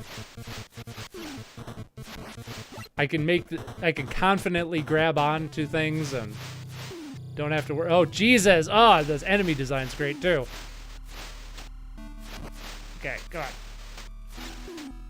Ow. Oh, I'm gonna die again, but... Oh, there's the end of the level. Woo! I'm gonna go see it. Yeah, I'm about to clock off here, too. I just wanted to check this out quick. Yes, that's why I like hidden gems or for the next stream. Oh, there we go. Try Little Samson. I have never played Little Samson, but I am very much aware of it. Yes. Oh, yeah, I definitely heard of Little Samson. All right, I'm going to try to beat this boss, and then we'll call the stream. Oh, oh, oh, my jump button didn't register.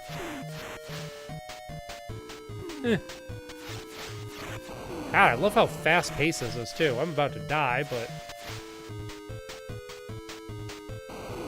Ah!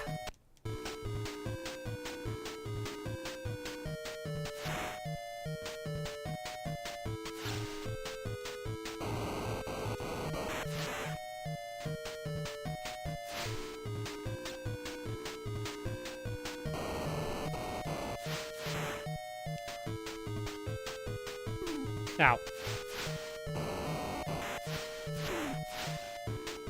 Come on. Come on. Yeah, there we go. Awesome. Oh, man. I love this game. I'm going to have to play more of it, but I'm going to call it. Getting pretty tired. Getting the sleepy eyes. The Shantae attack style there with the hair whip. Yeah. Attention. An invader in the program area. The defense system in Area 1 has been destroyed. He is proceeding to Area 2. You must find the access point immediately and cut off the invasion. Route. Your energy gun's power has been increased. Ah, nice. Games that push the limits of the NES are the best. Yeah, especially when they play well. There's nothing like a good NES game that's both technically and graphically impressive and also plays really well. And this is absolutely that. Of course it would be. HAL made it. HAL makes fantastic games. So they were just wizards of the NES back in the day. So, oh yeah, well, that was a lot of fun. We went some places tonight. That's a lot of fun. Thank you all for joining me. I am very tired, and it's time for the usual shower, more seltzer, and sit on my ass and cuddle with my cat time. I should have another shorts video coming out this week. If you haven't seen it, I had my first console and coffee shorts for a Cosmic Arc on the Atari 2600. I'm not sure how shorts get relayed to subscribers. You might have to actually search for it, or maybe it only shows up on the shorts shelf. I don't really know. And then I've also been trying to do more stuff on the community tab on the days that I don't have a video out. So I've been trying to have, like, you know, something random from like an old retro magazine on one day and a game recommendation another day. And then I'm trying to do a weekly comic with my character Daisy. And the first one came out on Saturday. It's on the community tab. If you haven't seen it, I'm really proud of it. It looks really good.